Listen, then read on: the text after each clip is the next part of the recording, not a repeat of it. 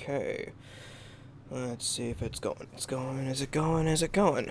Tell me, YouTube, is it going? Is it functioning? It is functioning. Is it live? Do I have to refresh the page? It is going. Okay. Okay.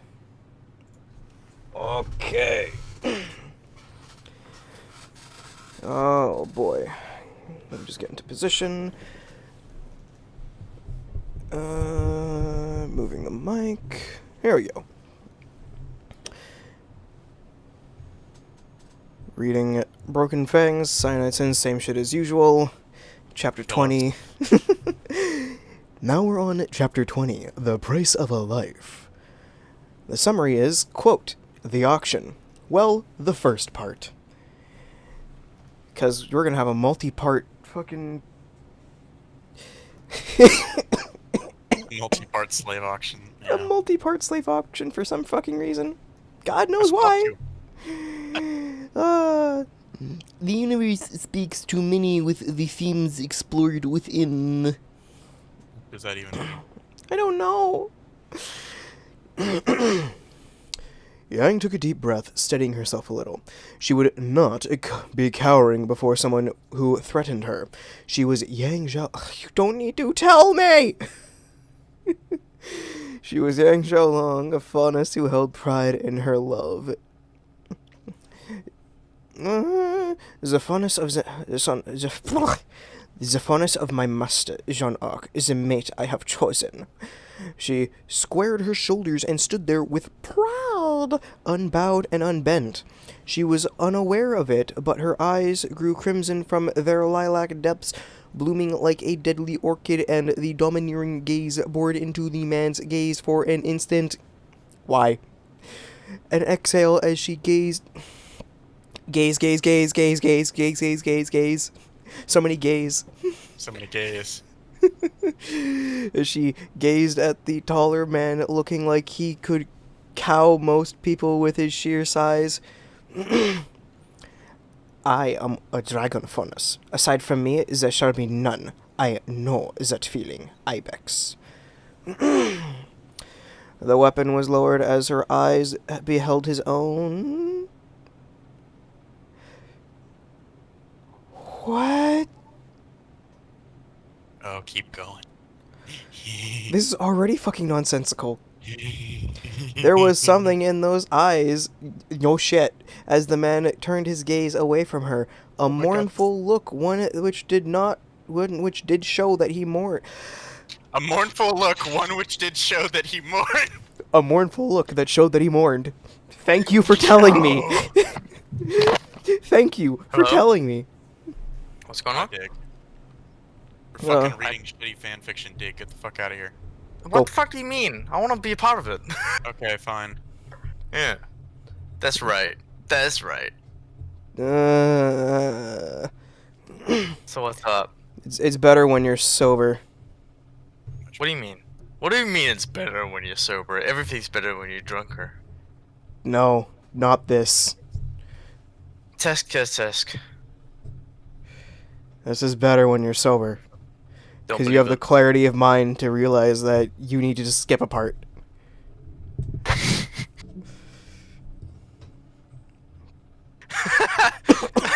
Just skip a part? Yes, to skip parts. Straight up? Yes. That's not a real professional opinion.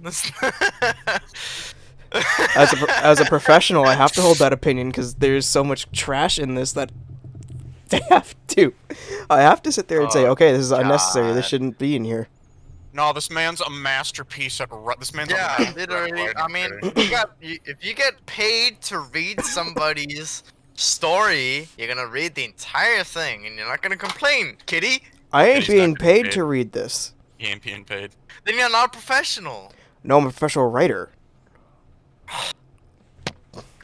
Loopholes. I am a professional by definition. I'm a professional coomer, dude. Good for you. Keep cooming. Yes, I will. Yes. Fucking degenerate. Yes. Ugh. Ugh. A mournful look, one which did show that he mourned. No, it's gonna show that he's horny. Oh shit, that's me. And there may be many from me for the blood to continue my mate's seed strong, and my feelings for him endure. The finishing words spoken softly as the man's eyes held a queer look. That's hate speech. She could understand that look, yearning for something that he could never achieve. It was a desire for a family. That's also hate speech. Where's this? Where is this? Don't think about it. No, where is this? Like, did you link it somewhere? No, I'm. Banging a drum. Okay, fair enough. Oh, Yeah, that's my springs for my mic stand. Oh, banging an Apache war drum or something. Dong, dong, dong. That is. It literally sounds like a drum. Yeah, probably because it's reverberating through the mic, so it's pure bass. Hey, sorry. Eh. They're my people, I'm not offended. I posted something to you, Kitty. I'm not gonna look at it. Too bad. The focus on this. Fuck, give me a second.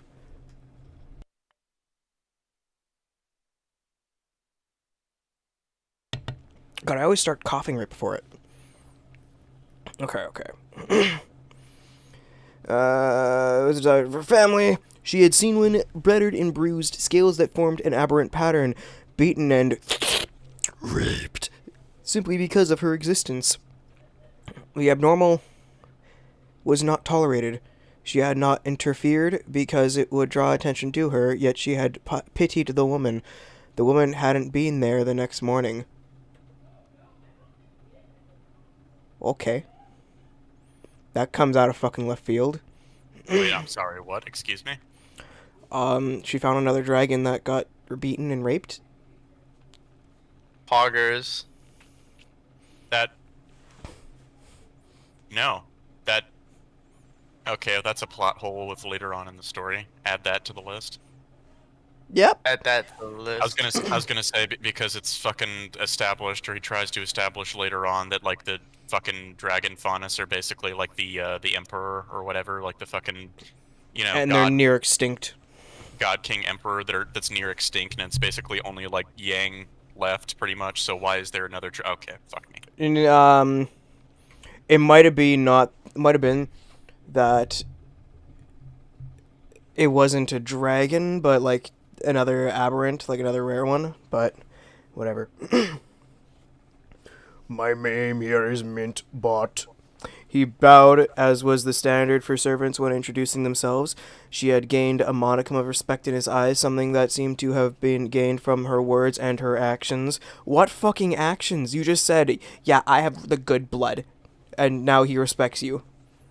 White people be like, Just for standing up to him, I guess. I don't fucking know. No. Allow us to escort the young master to his destination, Miss Young, to find a mate in our circumstances, even if it is the grandson of the one who executed the four and broke our spirit by doing so. She would not allow anyone to stand in the way of her master.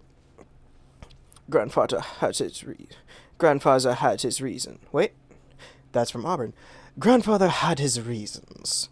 She nearly jumped as Auburn Ark's voice came from behind her, the massive man shivering visibly as he heard that voice. She felt Auburn's the crazy one. All right. Grandfather had his reasons. There you go. Yeah. She nearly jumped as Auburn Ark's... Yeah, I read that already. She felt the woman push her away softly with her hands towards the exit of the room. You can leave. I'll see you again soon. I'll be seeing my brother off after all. He doesn't know the final number. No. I didn't remember yet, but I did. Kneel, okay? You're taller. He immediately knelt, his head touching the ground, the master's youngest sister passing her by. She smelled of flowers, Yang noticed as she laughed, feeling that it was right to follow the woman's orders. The man had said that they'd escort the master, so no matter what his family had done, and she would make sure that he was safe. Oh, fuck. This is so stupid.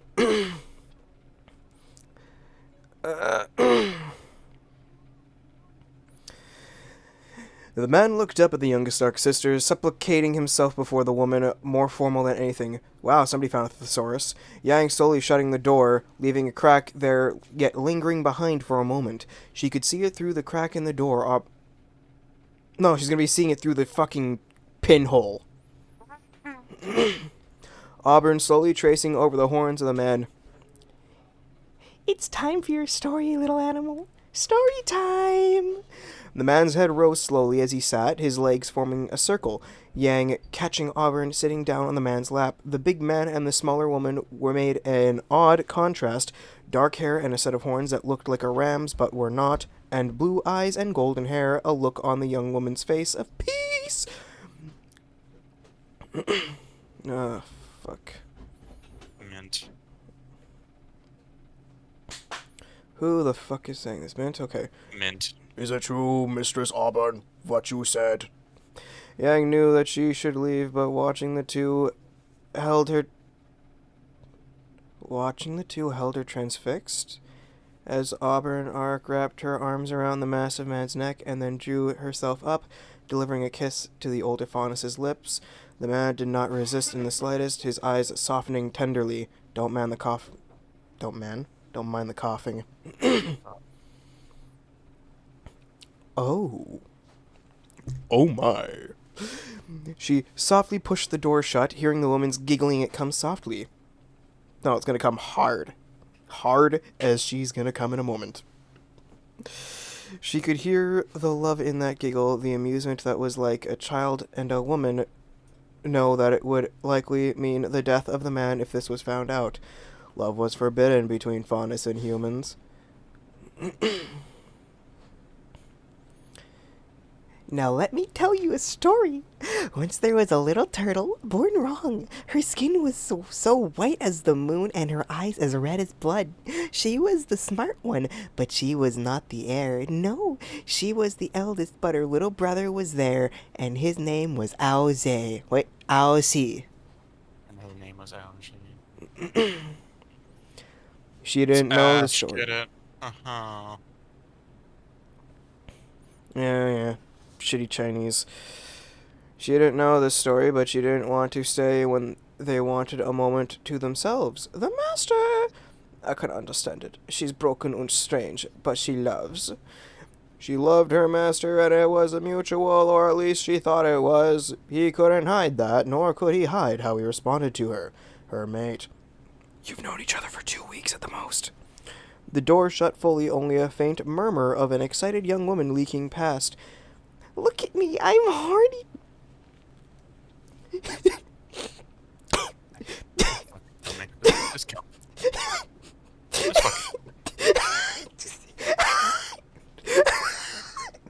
fucking...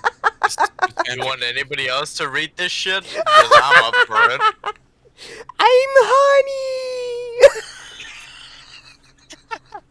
Oh, fuck. Not just I'm horny today, you have to read what comes after that, too. Minty mint. Oh, Lord Almighty.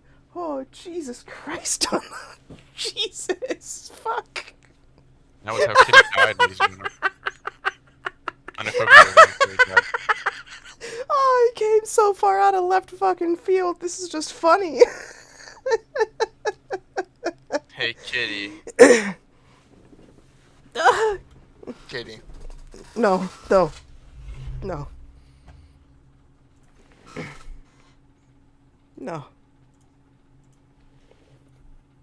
Is he having a flashback right now?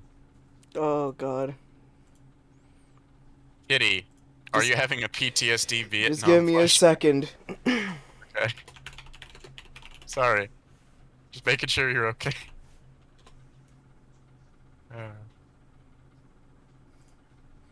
Horny です。え horny horny horny horny horny I'm horny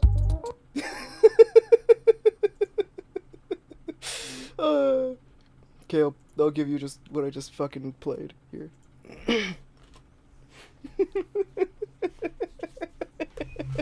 I know. Honey, I'm honey. I'm honey. Ah, Don't make I fun of know. Marine like that, you bastards. You mean Cap, marine? shut up. Marine. It's marine. Anyways, Fuck off, weeb. I speak the fucking language, boy. Imagine being Cap Fucking and be weird. like, "Don't make fun of X," and then he's like, "No, shut up! Don't talk about X." Now. Wait, give me a second. Oh, fuck. We're never gonna get through this. Fuck, I keep coughing. Fuck. Ah. Also, why did Lal die? He's Fucking been keep typing coming. very loudly. Yeah. But he's Yeah, also I don't know why he's deafened. I was gonna say he's also deafened. Oh, he probably wants to concentrate whatever he's doing. It's fine. Huh? Nothing. Weird. Weird. Oh, Lord almighty, fuck. I just read ahead by accident. She wasn't afraid to admit it to people who could be trusted. She stood outside for a while, feeling the time it tick by. A slow rumble of something, the door opening, and Auburn patting her shoulder softly. Good Yang. Don't let him out of your sight, okay? Protect him. I'll tell you a story when I'm back after they send me away.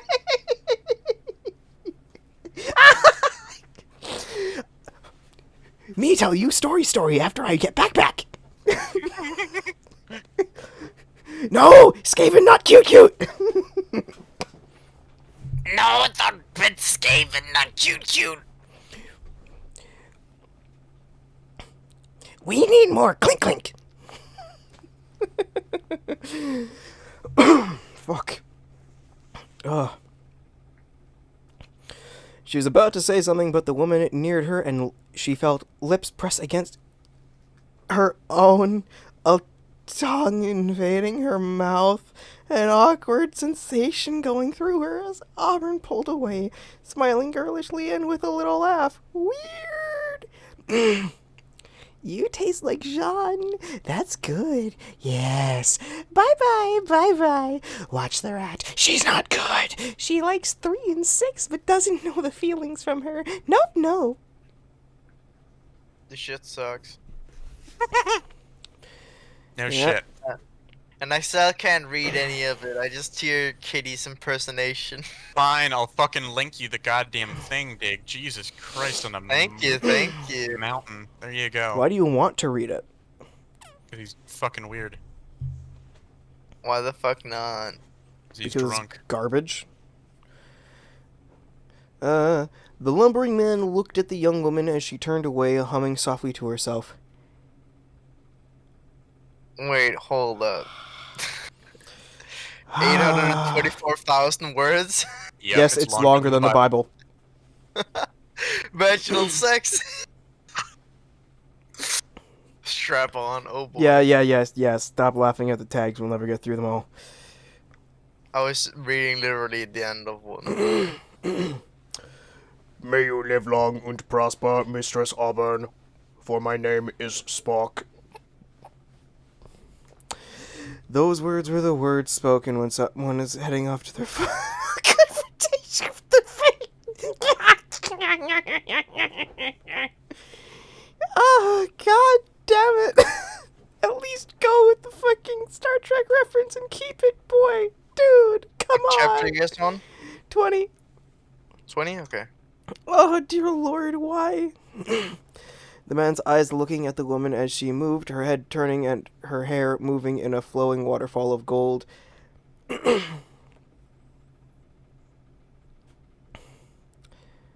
Oh, Lord.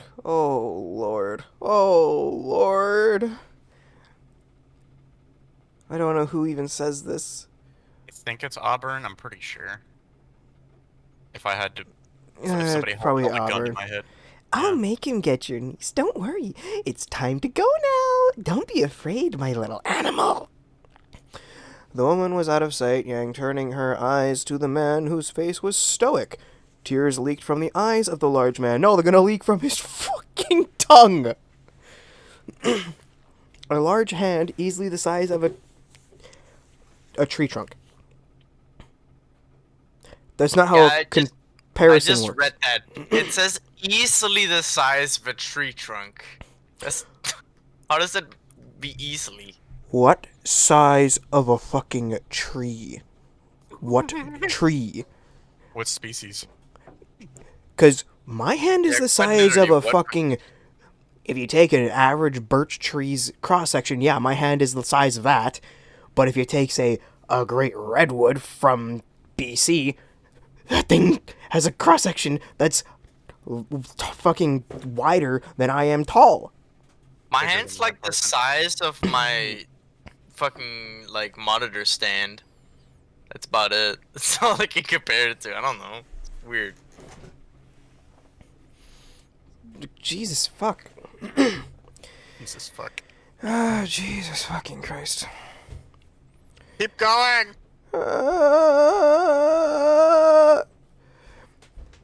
And wait. A niece. So she did survive. Ah, you silly girl. You have no idea what such news means to me. Yang didn't ask the man looking at his hand, taking a deep breath, and then another. Her eyes catching a hint of a hint of emotion. He's crying. Ha! Ha! The lover who was in charge of the safety of her brother. A touching tale if the world was not as it was.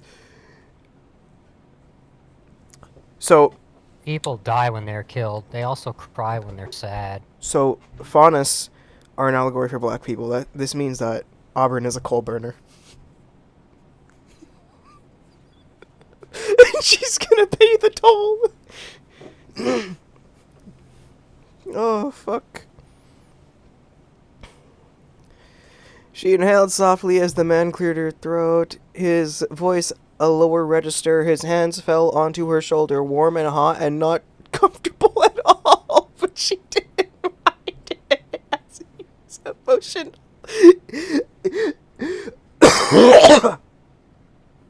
We're never gonna get. Fuck! I had to, try breathing in 3 times. Christ. Okay, guys. I'm sorry to take a break in your little thing, but I just got this fucking link to me. No. It's in Launch VC. No. And I don't Nobody care what cares. you think. And I don't care. Nobody fucking cares. And I don't want to break up this shit with fucking Among Us memes. It's not even that. It's just because, like, an actual fucking YouTube channel did that. I don't care! Progress fish. This is why.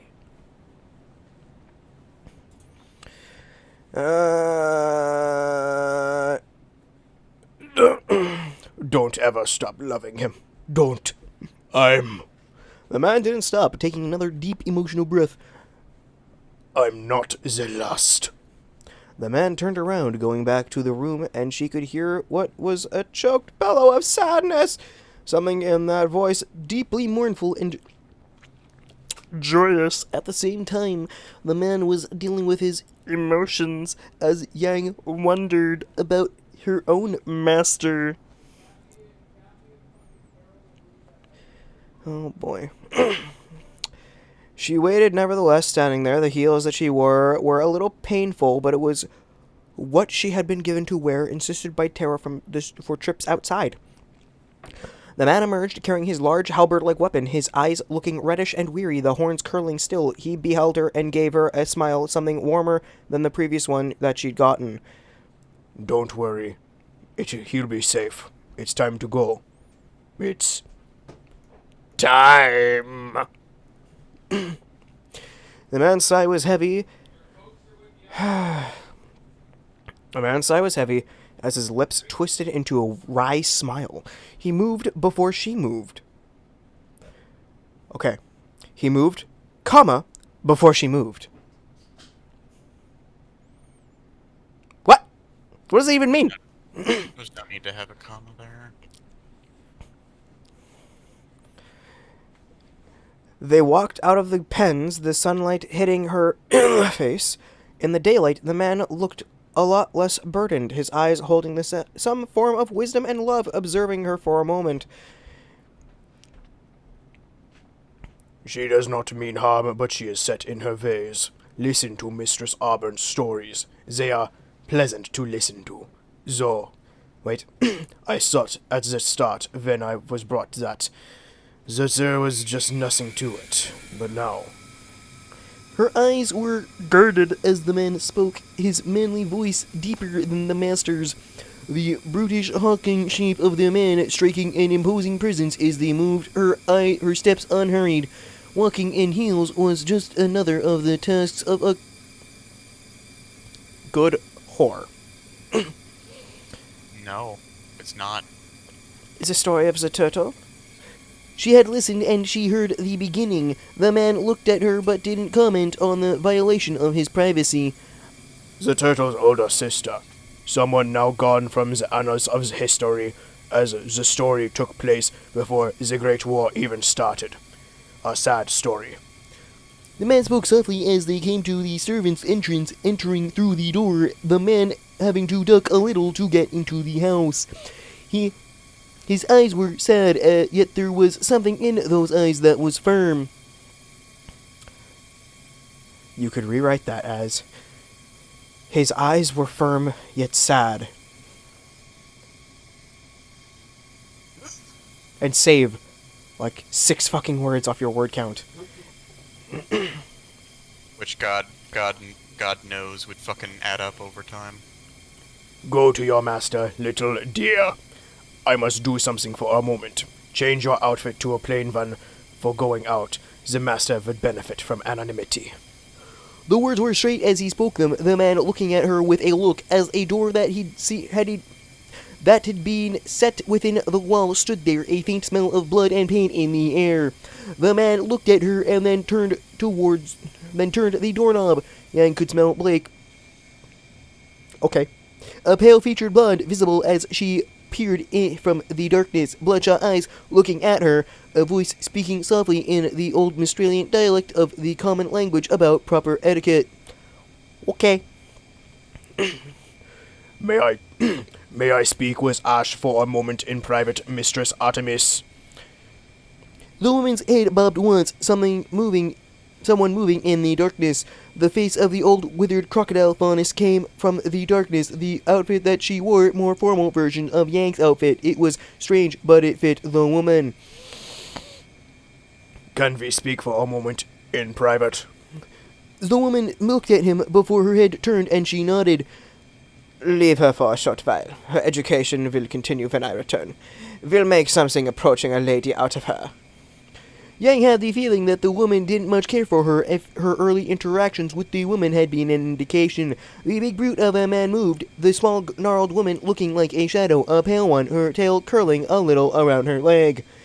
She moved along, knowing that it wasn't her time to be asking questions and being nosy. She had a master to find and keep safe. She wasn't going to worry herself with what the man wished to tell the old woman if her master needed her. She changed swiftly. The outfit that she'd worn earlier replaced something that covered more, a muted gray color with a little accent aside from a mere blank literally just a gray colored dress with colored accent. Right. A slate gray dress with colored accents. Oh! So easy. I fucking hate dress up in fan fictions. The wearer of a domestic fawn is someone who could be trusted with the task that they had been given. Her heels she kept on because it wouldn't be nice to change out of those. What? She entered the bathroom with soft steps, seeing the master sit there on the bed. Mistress Saffron in the room as well. Oh, probably sucking his dick. Seated on the bed next to her younger Brother, her eyes looking at her angrily. That definitely was a hostile glare if she ever saw one. But she did not comment on it, looking at the man who held her attention. Master, this lowly slave has come once more to accompany The soft from Lady Saffron The soft humph from Lady Saffron she ignored as her mate... Pick one.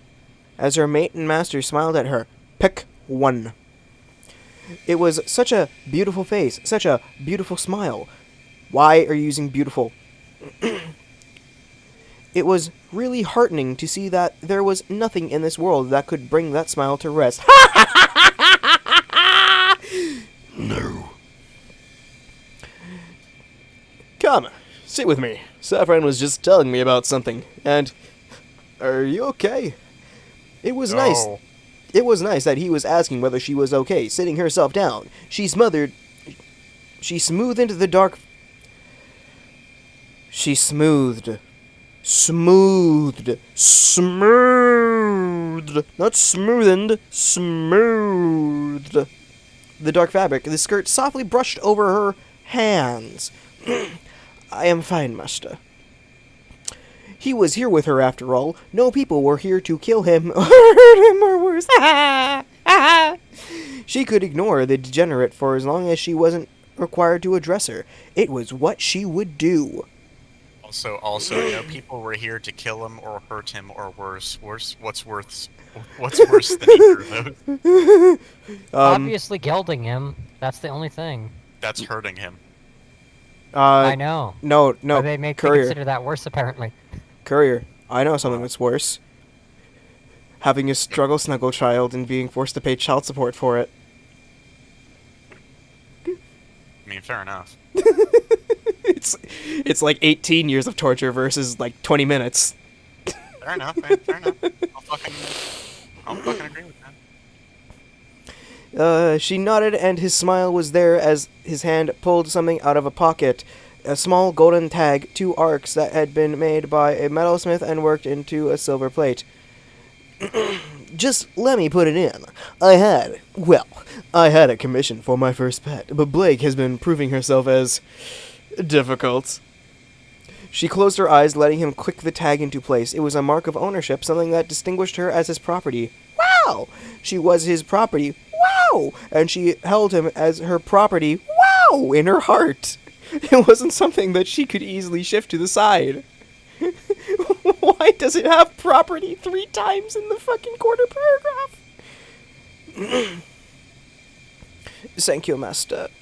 The man smiled at her, the warmth of that smile, something that made her heart skip a few beats. He was her master, and that meant that he was more than okay. No! Mistress Saffron's eyes looked at her with that... Mistress Saffron's eyes looked at her with that look. What look? Something that looked. What look? Something that looked like a dark emotion in those eyes. It was a look. She looked at her with that look. Something that looked. Look, Mommy. There's so many looks. Something that told her that the woman would be there to request her presence. For his pleasure, I would do such things. For you, hardly. She wasn't a degenerate like the woman and her pet, Terra. She felt pity for the woman for a moment, though. It must not be easy being twisted like that and not wish to enjoy the presence of a man.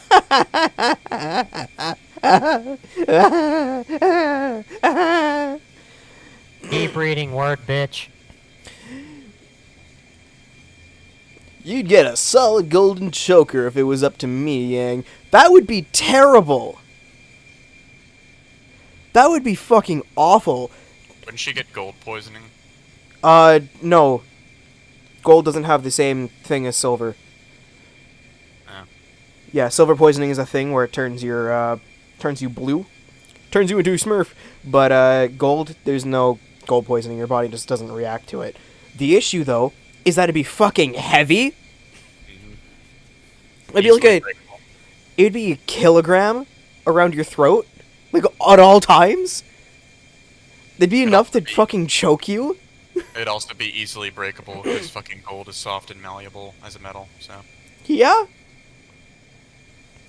Look, imagine a fucking kilogram it strapped to your throat, a kilogram weight. You try to lie down, it fucking chokes you for 20 terrifying seconds until you're fully in place.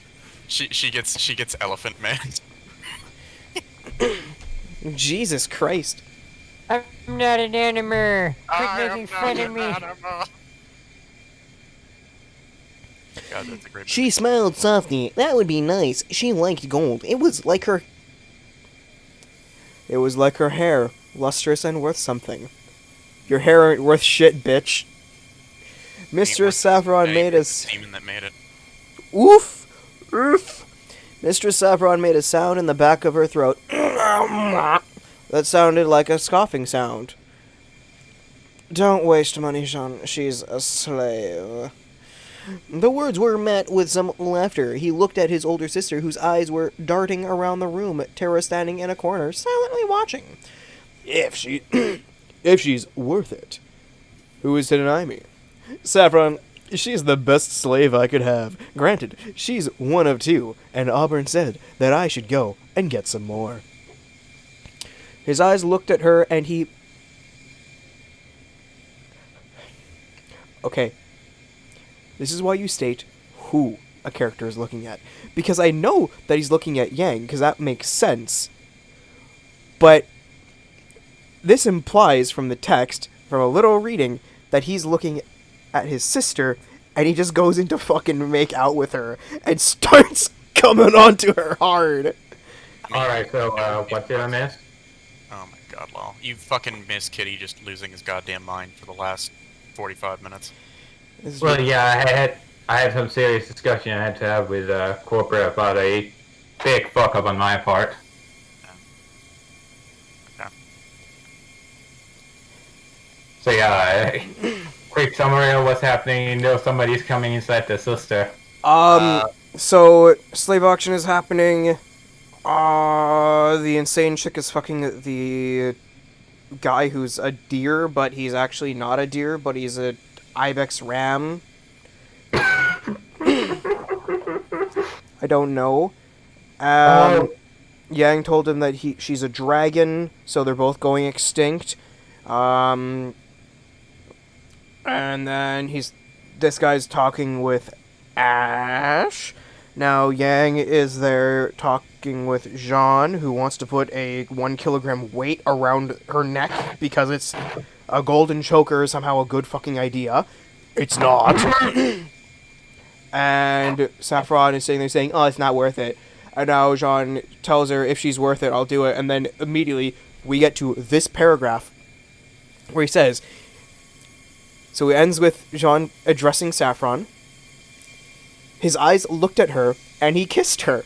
She exhaled softly with a shudder as her arms laid on his hips, pulling her head to the side to kiss him on the lips, a kiss that he had initiated and she had put right. Their lips pressed together for a moment. Calm blue eyes that meant so much to her stared into her own lilac ones as her body felt heat flood its lower parts. So for the first half, until it mentions the eyes, it can go either way, whether he's making out with his sister or with Yang.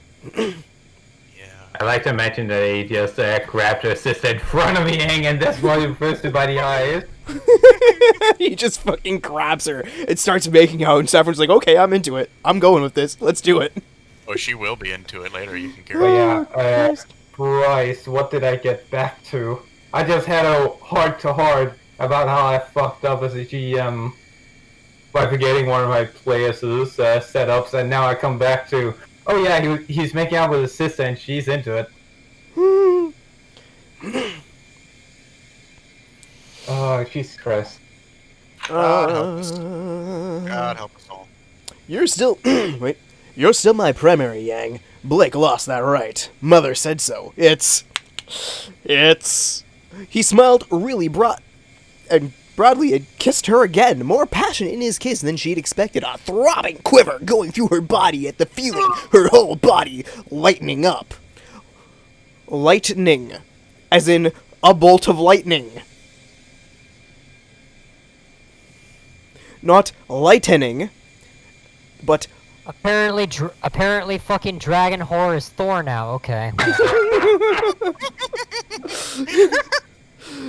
For you, I am. With you, I'm home. My all, yours alone.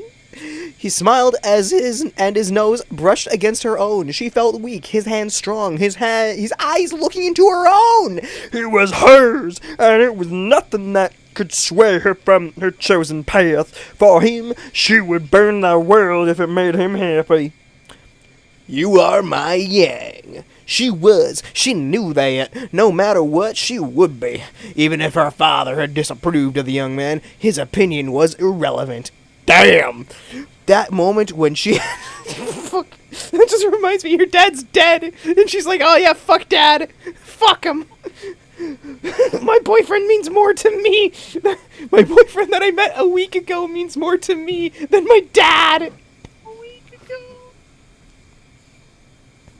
Oh, fuck. Oh, fuck. Oh, Lord. Lord Almighty. I'm ready, Jimmy. I'm gonna shoot myself. That moment when she had spotted him and felt the urge To get in contact with him was like the thread snapping tighter, pulling her closer. I am yours. I am yours. I am yours. They said at the same time, and Yang flushed as did Jean, their hands held together, neither fully domineering the other. She looked into his eye. She already was. ×2. She looked into his eyes in a redundant fashion, much like American gun control laws, and she shook her head softly. Gee, What? you can't do that. We're gonna get canceled. Look. I stated the truth and nothing but the truth. Biddy, you're a bitch, but I love you at the same time, okay? I'm not a bitch, No. I'm a pussy, get it right. You're a pussy that I don't want to fuck. But I love you. Pussy as in pussycat, you're supposed to pet me, not fuck me, Jesus Christ. I wouldn't do I either. mean, you are what you eat, so I was expecting you to be a dick, so. No, I'm a pussy because I eat that all the time. Anyways. Anyways. Let me see where I lost my spot. She didn't want this to end. Wait. And shook her head softly. She didn't want this to end, but she knew more than ever that the man who loved her had to appear for the public's eye as a strong man. Disgusting. Saffron spoke up and she looked at the woman with a sharp look. Oh, it's gonna be a sharp look. Looked at the woman sharply. Done. It's gonna be a shit. You gotta have a look. You gotta have an extra look in there. The woman who actually shrank. Wait. The woman who actually shrank back at the.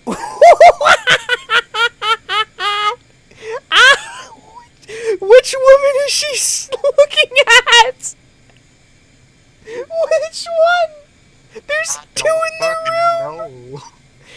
room. I don't know, Jimmy.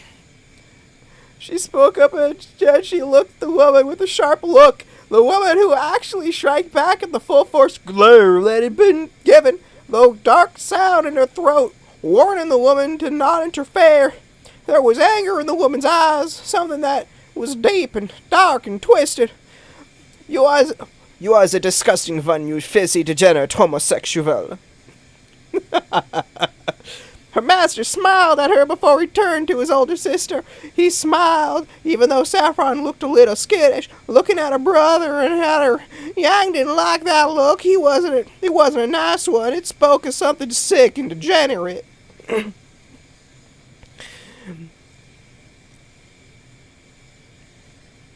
That's not what you said when I saw you kissing Tara, Saffron. A sour expression as a low came from the woman, clearly not willing to owe up to something that had happened. Yang could see that Tara smiled softly, shifting a little from foot to foot, expressing eyes, looking at the three of them on the bed. That isn't important. It was practice. It was practice because the woman seemed to flush a little as her younger brother gave an understanding sound. Sure. Naked practice. In bed. Totally normal. Right, Yang? So he fucking, why does he, oh god. He fucking knows. He fucking knows, then why does he keep saying, oh no, my sister isn't a homosexual? She isn't a homosexual. No, she's not a homosexual. She's just a zoophile. Fuck off. Go. Fucking go. Fucking dumbass motherfucker. A world where zoophilia is more accepted than homosexuality. Shove my fucking foot up your ass. Just like real life. Oh. Oh, motherfucker. Oh, this is so stupid. No shit. No. Fucking shit. She nodded. Totally normal. Naked practice of kissing and loving her owner. Funnest.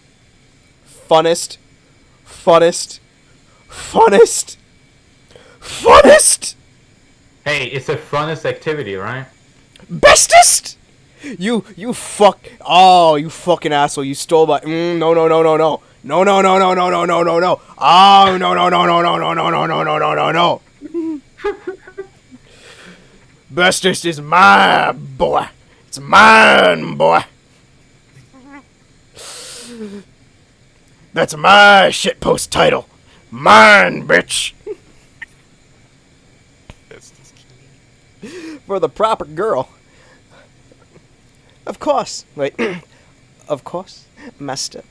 I'd like to do that too. Soon. Alone. She was a selfish little animal at times. Jesus fucking Christ, kitty. She was a selfish little animal at times, but the cat would not appreciate the master of his beautiful self. Of course not. She was stupid, brought into the fantasies of some mad bull man who had no balls and would never be able to propagate. Stupid cats like her deserve to be educated in the art of being a whore. Imagine the little kitten screaming and moaning, begging for the master and keeping her on edge whilst she got what the kitten needed. Was definitely something that stoked the darker urges within her. Her tongue sliding over her lips as she grabbed her master's chin and turned it, kissing him on the lips. My meat!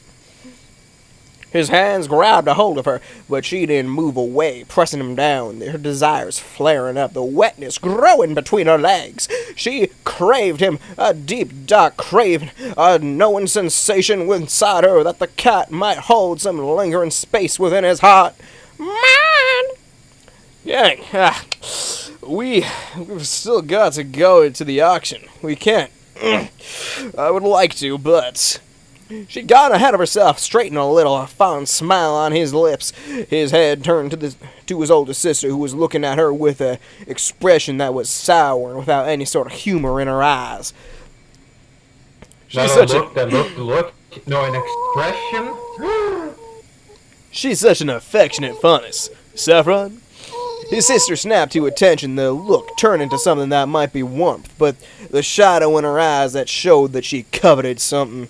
Yang didn't think that she'd like to be Saffron's slave. Her master was much better. He had a penis. Saffron did not. Master is the best. Golly gee willikers, Batman. It's almost as if there's a lot of fucking fraud going on here with penis envy.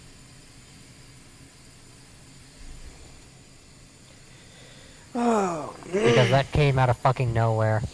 Getting the gun ready right now. Where's the gun? It's underneath my bed somewhere. It was a silly look. It was a silly thought, but she smiled, imagining the master in one of those capes and skits. Fucking what? What? She's imagining him as a superhero. Why? Right now. Okay, I'm skipping that fucking paragraph. That's stupid. Whatever he had asked, she'd not heard, too caught up in that little fantasy. He looked at her and it looked like he wanted to ask something. Master? His eyes were serious now, and she sobered herself from that fun mood. The master looked at her with that look. She had to pay attention, because it was serious stuff. She wasn't going to let the master's orders be ignored. Are you okay? Being hurt like that. I was a little worried. She grew a little teary-eyed at that. The master was concerned for her health, and it was wonderful. Nobody could take him from this world because he made her feel wonderful. I am fine, master. I am grateful that the master was not hurt. What is she talking about? What are they talking about? I don't know. She was polite, but wished to say different words. Words that would have had her executed if they were heard. Words that spoke of the truth of her feelings, of what she felt when he spoke to her with concerns. God damn it, the scope is still fucking askew. Motherfucker. She was polite, but she wished to say... Wait, I read that. The cat was stupid to deny this wonderful man, to sate herself with her thirst for that master and his bounty. It was simple. The cat just would not allow herself to admit it aloud. The hate and rage within Blake Belladonna festered, but she would not let that cat touch her master. You matter to me, I just like how Courier is also just preparing his rifle like he's about to put fucking Lyndon B. Johnson in office. You matter to me, Yang. No, he's not a CIA agent. Get it right. You matter to me, Yang. Just like Saffron. Just like Terra. You're part of my household. She could see the dog faunus's composure break just as Saffron Ark closed her eyes and exhaled softly. His open smile, those eyes looking at her as a hand brushed over her cheek, his eyes holding that warmth and yet the direction that she knew he could turn into anyone outside of the privacy of this household. What? Love, I will protect you. Wait. I will protect you. She knew that she would. Any who would dare to lay a hand on what was hers would perish. You don't own property, you whore. She would kill and eviscerate, destroy and annihilate, until none laid alive in this world to ever gaze upon the man who owned her. She'd get pwned. Blake Belladonna, if she turned against the one who meant to the world to her, would have to disappear. Ha ha! I mean, it's not wrong. She does disappear for 20 chapters. For 20 chapters! Fuck! God damn it, this thing won't get back on me. Listen, it was hinted at so long ago. Okay, why are you angry at it? Right. I'm also trying to put this gun underneath back the bed. Excuse me? Nope, nothing. I didn't say. He's got to put the gun back under the bed. Under the bed? Before the monsters come out, he has to hide it so that they don't see it when he can pull it out and shoot them in the head. No, he needs to come and possess my brain. No. You guys just don't get it. He needs to hide the gun because the monster under his bed is the only people he can talk to in fucking quarantine. They're gonna kill themselves if they find it. The monsters are the only ones he can talk to. And if they find the gun, they'll take the easy way out. I would post a picture right now, but I'm afraid Discord would ban me, so. Oh no, they allow you to post pictures of guns. Oh, do they? Do they allow you to post pictures of holding guns? Yeah. Yeah. Oh. Just don't post it on fucking stream. Well, even in my stream, they let you have pictures and videos of holding and shooting guns. Just don't show yourself shooting people, please. I don't. I have it in Lounge VC right now. Silly girl. Wait. Silly girl, you don't have aura. Wait.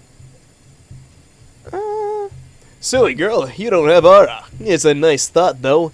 I'm not able to become a huntsman, though I applied and... Well, I think Mother found out.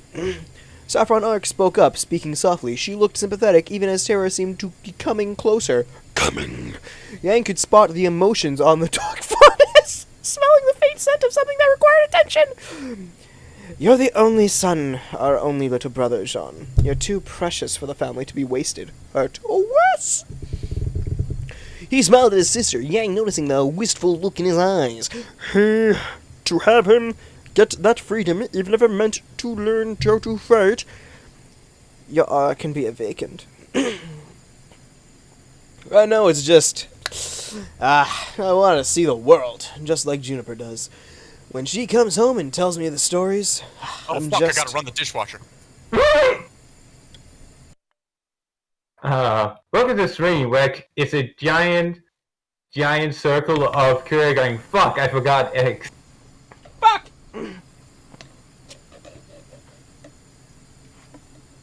I mean, this is how seriously we actually take this. So, if it was being something interesting and good read, then we would be Good read? enthralled, but we're not. Good read? Yeah, like a book that's actually good and has good characters. Like we could sit there and just completely watch the entirety of Saving Private Ryan in silence because of how good of a movie it is. Oh.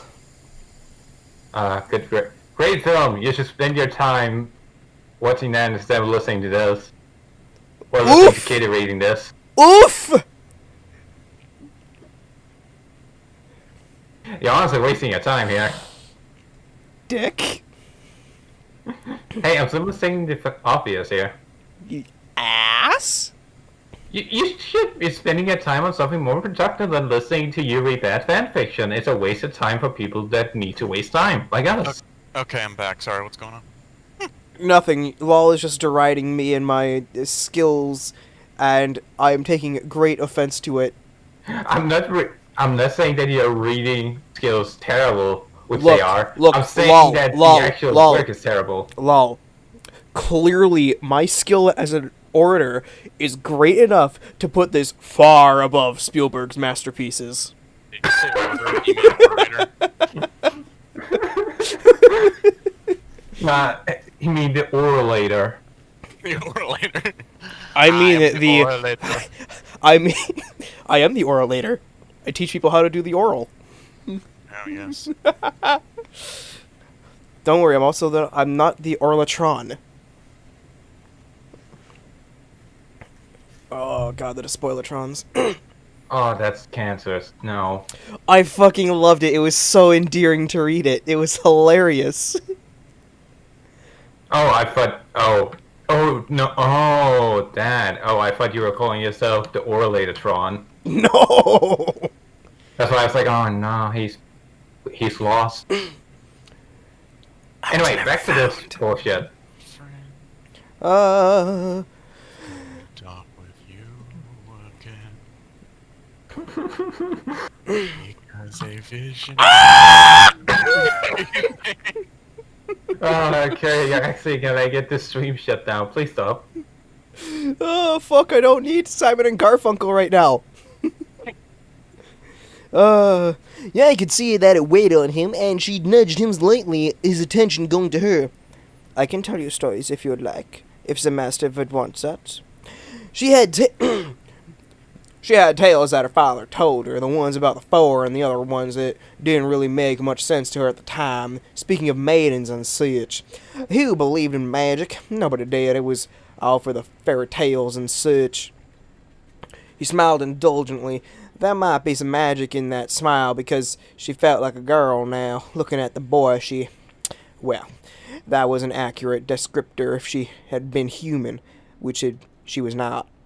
Her horns stuck out of her head proudly, and she debated to amputate them.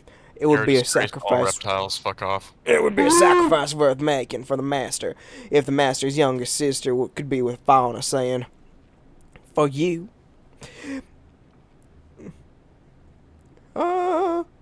If you'd like, I hope that father will approve of you. His voice weighs the heaviest in this house. Mother would have to acquiesce if she heard that he approved of you. I'm so happy with you, my little young.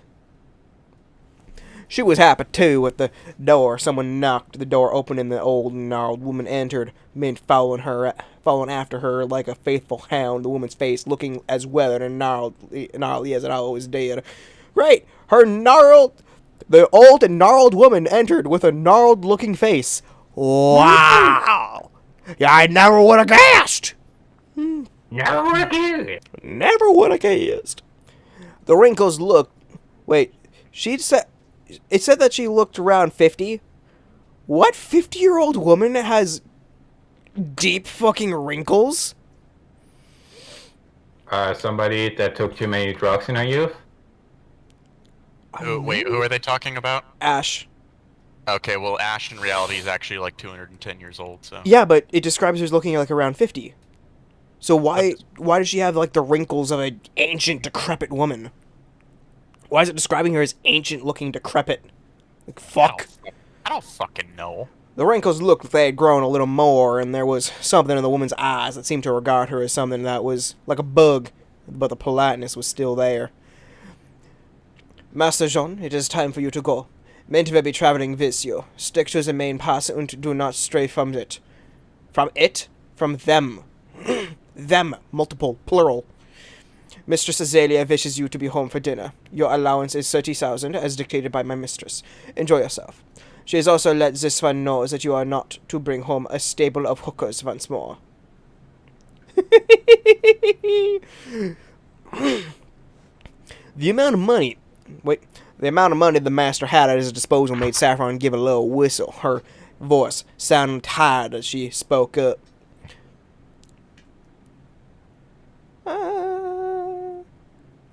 Can I have some soup? I didn't sleep so well. The stern-faced crocodile faunus switched to something a little more matronly in appearance as she gave a small nod. Of course, Lady Saffron. It has been a trying night. Do get up. Let's go to the second sitting room and try to get you something nice and warm for your stomach.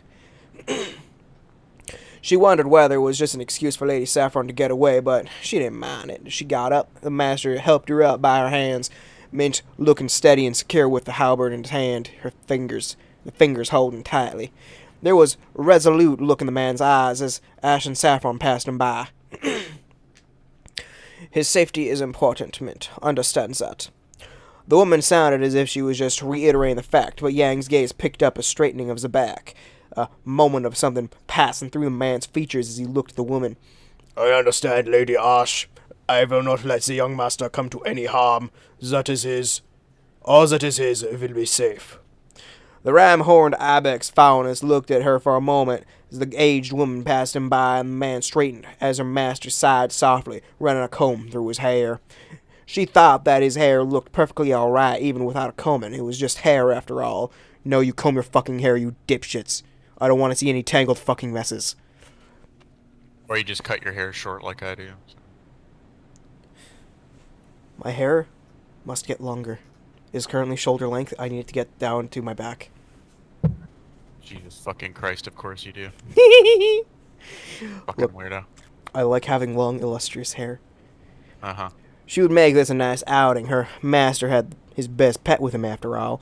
Black Belladonna was just a stubborn and mulish. Was just stubborn and mullish to deny the wonderfulness of that the master held within him. Okay, Courier, you can read now. I need to take some cough drops. How the fuck are we? He there was we are. halfway down the stairs. I found it. Kitty, with all this shit going down your throat, you're gonna need more than a few cough drops. You're gonna need a cough glass. You're gonna need a cough dick going right down that throat.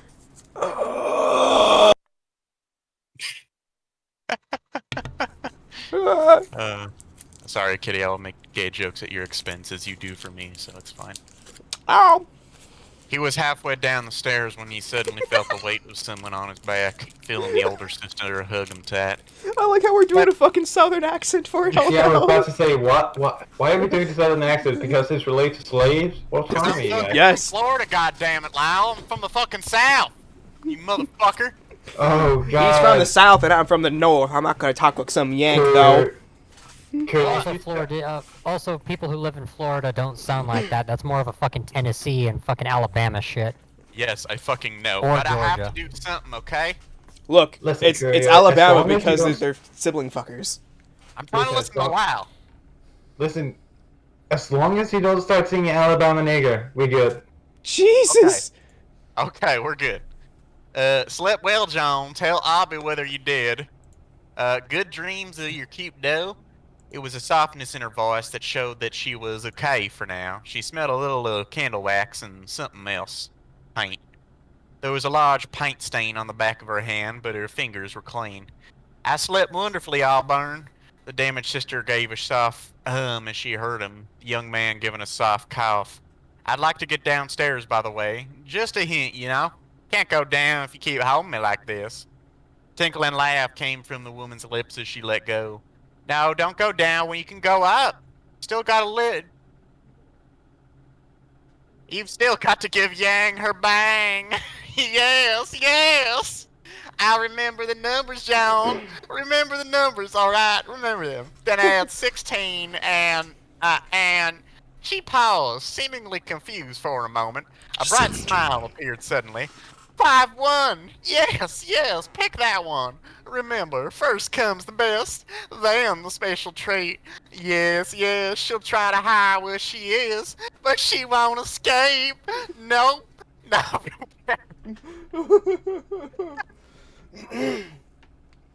Sorry.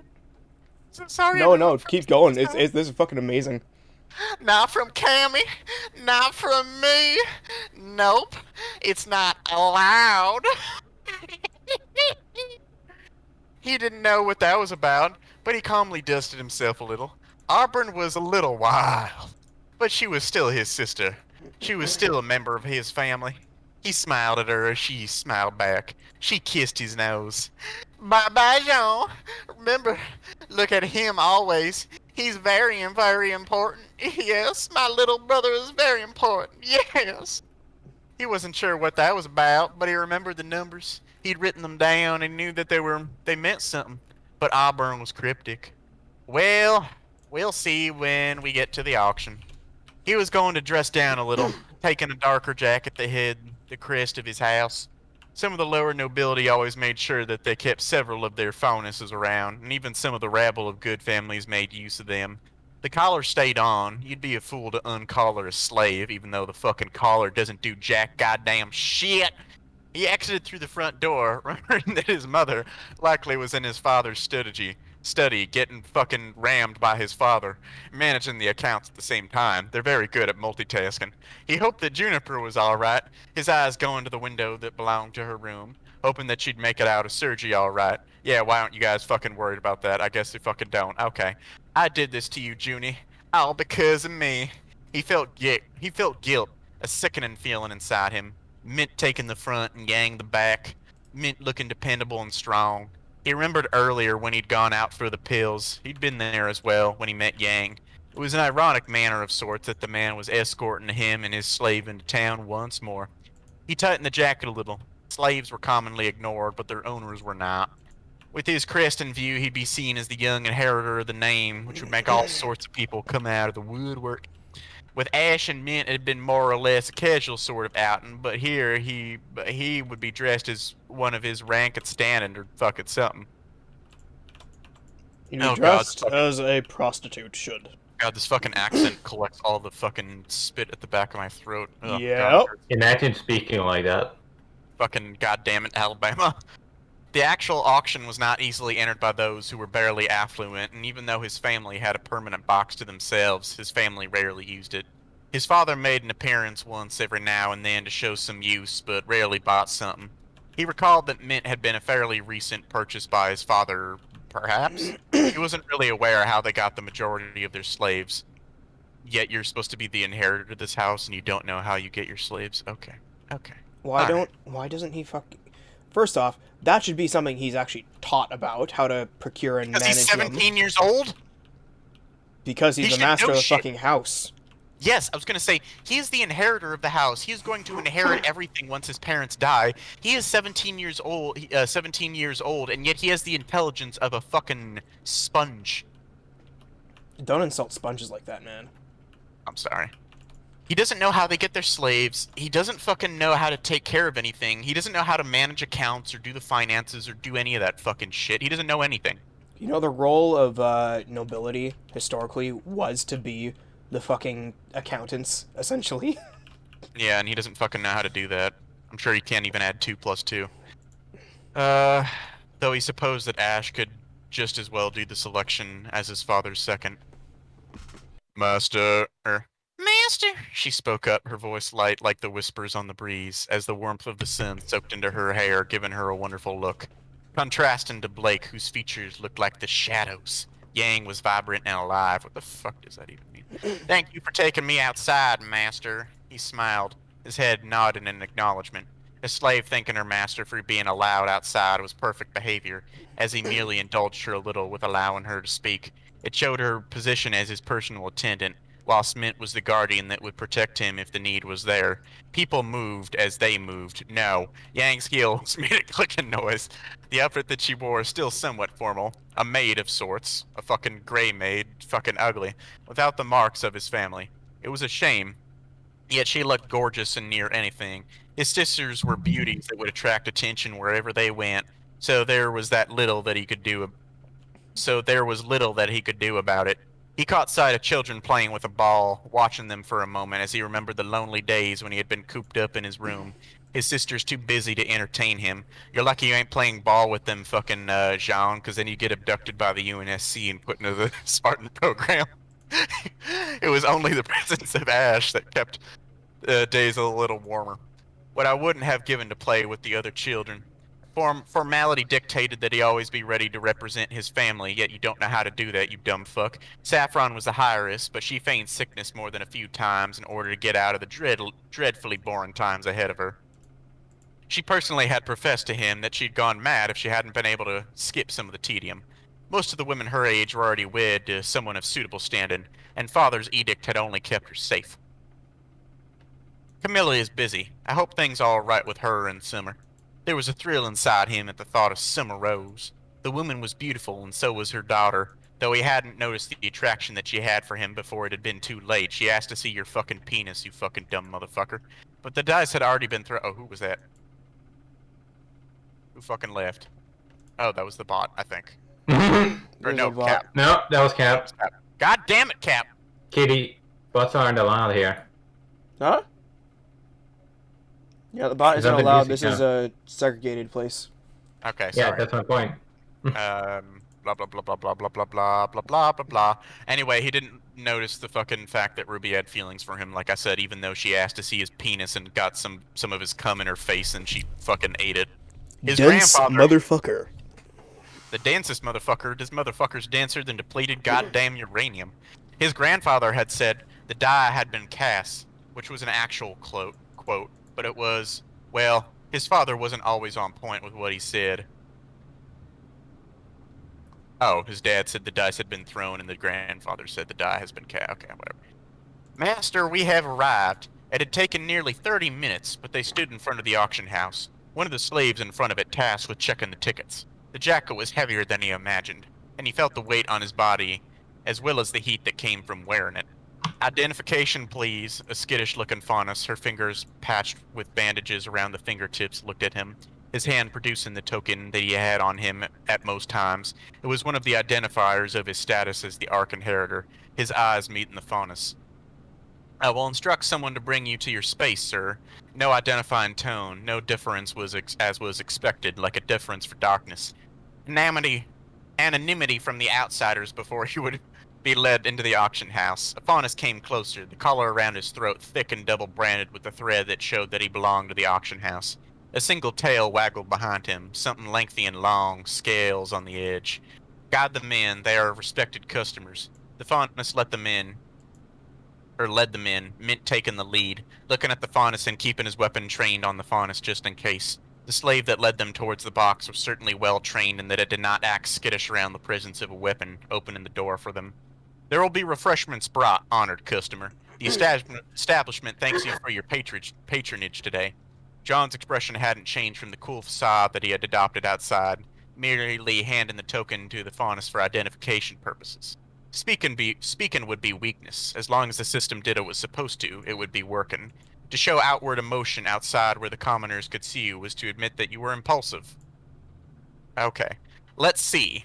A paper sat on the small table. I can't fucking do this anymore, sorry. Alright, fine. Alabama's broken you like they break their siblings. Like they break their siblings. God damn it, wow. A paper sat on the small table that had been worked into the edge of the box, a dedicated scroll laying upon it, the logo of the auction house bouncing around on the pause screen. Mint walked to the edge as he looked at the screen that had been set up in the corner. I guess they fucking scrolls run off Windows XP or Windows Vista or whatever fucking it's called. You could visually confirm the auction lot from the box as well, but some people preferred it if they watched it on the screen. He had been at the auction once with his father. He knew how the process worked. Every single one of his sisters knew how it worked, though Auburn looked a little dubiously. He found the paper list of the lots up for auction, as well as a general description of the auction's rules that were unnecessary for the time being. He knew how things worked, and... Master, how does the auction work? Yang didn't know how things worked. Like a child, she would need to be taught with his penis. His father has... You can't just implant knowledge and memories using your cum. Fucking John. Yes, you can. It's literally it's the all information that's inside that cum. What else are you gonna do? Cum doesn't contain floodlights. Yes, they do. Eventually, they form floodlight. Checkmate, atheist. It requires Anyway, so, another half. Sure. Why does the scrolls that they're basically like computers in this world, right? So why do they run that? Bones, yeah. Yeah. So why do all the systems run on Windows 98? I don't know. With the fucking bouncing logo bouncing around. I don't Yeah. know. His father had said that it was important to teach things, lest he get punished for being stupid in the court of public opinion. I mean, he is. You are stupid in the court of public opinion, and you are stupid in general. He motioned to the second seat at the table, watching his faunus pet sit down. She was pretty, even in the sparse lighting. We fucking get it. Fucking stop it. He saw her lean over, looking at the stage below. The seating for the commoners with enough money to scrape together to attend was there. I thought you said only the affluent could afford to be here. Okay. You've never been sold, have you? You've never been sold, have you? She shook her head softly, her eyes looking at him with an imploring look. Now it looked at him with a penis look. She wanted to know. She desired to be taught. He would teach her then. This is a scroll. I've got one at home as well, but it's special for this one. When the auction is ongoing, I can offer a bid up on the slave for auction. Let me demonstrate. The special card that he had on his person technically wasn't his, but belonged to his father. It would transfer to a card of his own, and he pushed it into the slot. His father's face came up, and he slid it into the face of himself. The inheritor clause allowed him access to the funds as well, in the case of buying slaves, just as Saffron had. Wait a minute. Oh no. Girl, realize something. So, if you're the inheritor, but you have access to all the family funds. Oh. Oh, okay. Alright. That just means that you're a premature inheritor. No, that means all somebody would have to do is kidnap the inheritor, and they would have access to the entire That too. fortune. That's so Which is retarded. kind of, they learned that really hard in ancient history, that if you already hand over everything to your son before they've taken over, then all they need to do is kidnap him and hold him in ransom. And the fact that they changed that, like really early on in human history, is why that doesn't really happen anymore. It happens here though, because fuck you, it's stupid. Sorry, I'm fucking chewing my nails. I know I shouldn't. The inheritor clause allowed him access to the funds as well in the case of buying slaves, just as Saffron had. She preferred to use her allowance on other things. That's a lot of numbers. He guessed it was. 3 million lien wasn't that big of a deal. but it would probably be enough to buy a block or something to rent out. Father's investments were usually in stuff around the production, and he guessed that he'd save them a lot of labor costs by taking the slaves. I think I might have taken nearly 50,000 lien in slaves from that Malachute woman. He didn't regret it. It had brought him Yang. It's the amount of money I have available for purchasing. 30,000 is my allowance. That's this amount of numbers, see? Fuck it, I'm not reading that again. She gave a soft ooh as he pointed at the screen, and the scroll changed slowly to show the balance. 30 purchases for the family account in the last year. 21 by Ash, who apparently frequented the place with her identification chip. It wasn't uncommon for a faunus major domo of the major house to scout new slaves for their owner. Well, the good houses. Low-status people such as the Winchesters could only come in person, as they did not have the credit of their name to hold such an important decision in the hands of their slave. Belladonna, Blake, cat faunus, age 17, virginal and unspoiled, Saffron Arc. He caught sight of the registration for Saffron only a week beforehand in a few days. It must have been... He tapped the picture, a dopey-looking Blake, obviously given the proper sedatives, looking at the camera, her ears proudly displayed. They hadn't tagged her, obviously, because she was sold as unsoiled goods. Uncooperative, unwilling, in need of punishment. Saffron might have forgotten to read, given that Blake seemed to have been an impulse buy, and Anastasia, registration number 195.23-21. Dear Faunus, age 21, 2 yields and soft in temperament, Artemis Arc. He tapped the icon for the picture, seeing the first one that he got. He felt a stab of pain in his gut, remembering how it felt when she'd been introduced. He'd spoken with her for a few times. She'd been nice and warm, he remembered. He didn't remember where'd she'd gone after he had his appendix removed, though. I hope she's not in a bad place. Who is this? Original and unspoiled. Excuse me? For Blake. Doesn't that become a plot point later that she's been spoiled for a long ass time? Yeah, she's not actually a virgin. Fucking Adam basically date raped her and then used some magic juice to restore her virginity or something. Magic juice? Here's some magic juice. Yeah, he date raped her, used some magic juice to restore her virginity, and then fucking gave her basically a fucking morning after pill without her knowledge, and she had bad periods for a bunch of days, and it's fucking uncomfortable. Anyway. No, it's just a little uncomfortable. Just a little uncomfortable, you know. Alright, I'll shut up. I hope she's not in a bad place. Who is this? Yang asked, and he answered, The first pet I got from my big sister Artemis. I think she might have just sleepily bought it. She's not usually awake like this. Helena is the one who has more knowledge, but they are... Yang frowned a little, looking at the picture. Ugly. You've got a much better deer here, master. Jealousy from your pet wasn't unusual, he supposed. His hand brushed over her hair, running around the horns that grew from her head. I'm happy with you, Yang. Pairing you with her? She definitely is plain. Was the honest truth. Anastasia was plain in comparison. If that was the standard model for a deer, he got the better upgraded model. He looked at her, comparing the horn styles. The horns were a little different. Yang's were a little thicker, and Anastasia's had curved a little more. Oh, bye, Dig. I'm really happy with you, master. She admitted that so easily, and it was just normal, he supposed. She was his Yang, so that meant she was his property, his pet, his... Her hand grabbed his thigh, and she softly massaged it. Her eyes looked into his own with a look that could light a book on fire with the intensity. Jesus Thanks for the Christ. specification. Yeah, fucking Fahrenheit 451 this bitch. Her lips came closer, as she seemed to go in for another kiss. She was nice to kiss, her whole body warm and comfortable as she kiss of a kiss. We get it! Get on to the point! Get on with it! The door opened, and a faunus carrying refreshments came in. A large platter of assorted meats and fruits that would sate most palates. Another faunus entering with a... What the fuck? Kitty, what is that word? Entering with a carif? Carif? Let me see if I can find it. Serif? Enters with a carrot. Here, I'll fucking just copy and paste it into VC.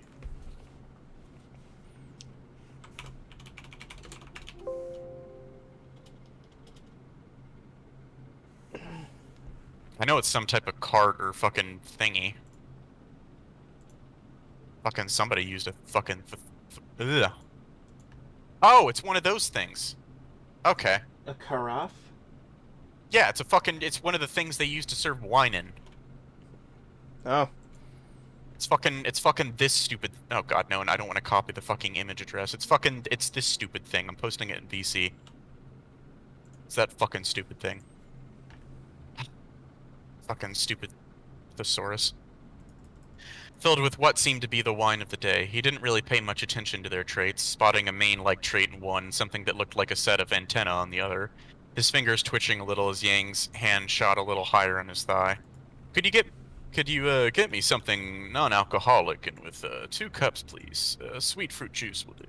The faunus holding the carafe of wine nodded, departing in a rush to fulfill the order. He knew that sharing with the faunus was technically not done, but who was to judge him for sharing the drink? 1 cup would be for him and the other... Well, Mint might like to drink something, so the 2nd cup is for him. He turned his attention towards the scroll once more, his eyes glancing over the functions as well as the special notice board. There's 300 up for auction today. Looks like we'll be here for a bit. His sister's numbers had been all over the place. And whilst he was sure that he would remember them, he wondered how she'd known. But then again, she'd been right at some times when she guessed. She had made horrible bets as well, though. She'd once betted with Saffron about whether she could hit a pair, and she'd lost 3 months of dessert privileges. Of course, Saffron had magnanimously given her some of her own dessert, but Auburn had pouted for a week. Your drink, sir. The faunus poured 2 cups full, putting them on the table in front of him like a good servant demanded. He could hear Mint tensing up, doing the job of a good guardian faunus, just like Ash, who oftentimes handled the food before handing it to him. He grabbed one of the cups as the faunus stepped back, motioning to Mint. For you, my dear, and I will share this cup. You must be thirsty, for you, my dear and I will share this cup. You must be thirsty, so, consider this a favor to you. A faunus serves and is rewarded. The man looked a little uncomfortable, but he had always been told that incentives would make most faunus work faster. Ash had said that the whip was nothing but the incentive to move faster, and that if a master wished to lay with his slave, the slave would be spreading her legs before the command had even finished. It was the way of the world.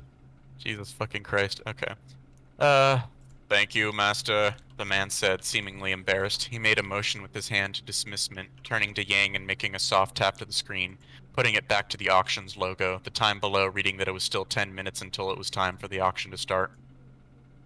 Let's get something to munch on, faunus, was the formal speech that was required for all interactions with non-aligned slaves. That's not a fucking formal speech. Let's get something to munch on. How formal. One hand to present an image of strength and a lack of compassion as he got up and looked at the platter on display. Yang 2 steps behind him, as a major domo should. He plucked a small plate from the faunus's hand and then put several meats on it, several fruits, and looked judgmentally at the rest. I'm done here. You can take the platter away. What is the menu for today? The faunus looked stoic, not giving much of a change in expression. There's pan-seared salmon with artichoke heart, ooh, delicious, and a light serving of vacuum potato. A dish consisting of several different vegetables, homegrown in the growing beds and tended by the best agrarian faunus, served with a sauce made of vanilla cream extract and only the finest bovine faunus milk used in the process of making it, and as our third and last option, a selection of roasted meats served with potatoes and assorted vegetables. Cream made with the finest bovine faunus milk. Okay. They're using He was pretty sure. people milk. What? They're using people milk. Yes, faunus milk. Pity milk. I'd also like to point out, I am getting pushed up against the wall by these stupid fictional terms like major domo. Shut the fuck up. It's not a fictional term. No, but you get what I mean, is that these dumbass terms that, they keep repeating them, and they're so obnoxious. They're Like, feudal. major domo, major domo, major domo. Shut the fuck up, we get it, he has a big dick, move on. They're feudal terms used out of context and not correctly either. Yes, and they keep repeating them. Mm-hmm. I hear people repeat their own titles in a 40k book less than this bullshit. He was pretty sure that Yang would like something with a little more vegetable in it, given her diet as a deer faunus. He caught her look at the platter and then debated mentally before deciding that it might be worth letting her taste meat. She had looked so happy and content when he'd fed her.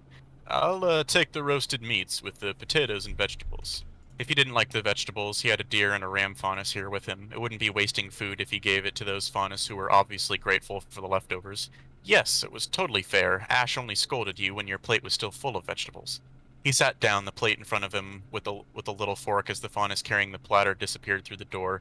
Mint cleared his throat. Also, you use a fucking small little fork. That's called a salad fork, and you use it for salads, not for fucking vegetables, you dumb cunt. Nerd. Sorry, I'm in the restaurant industry. I can't help it. Fucking 2 of my jobs are in there. Anyway, you may leave. I will ensure that the master will be attended to.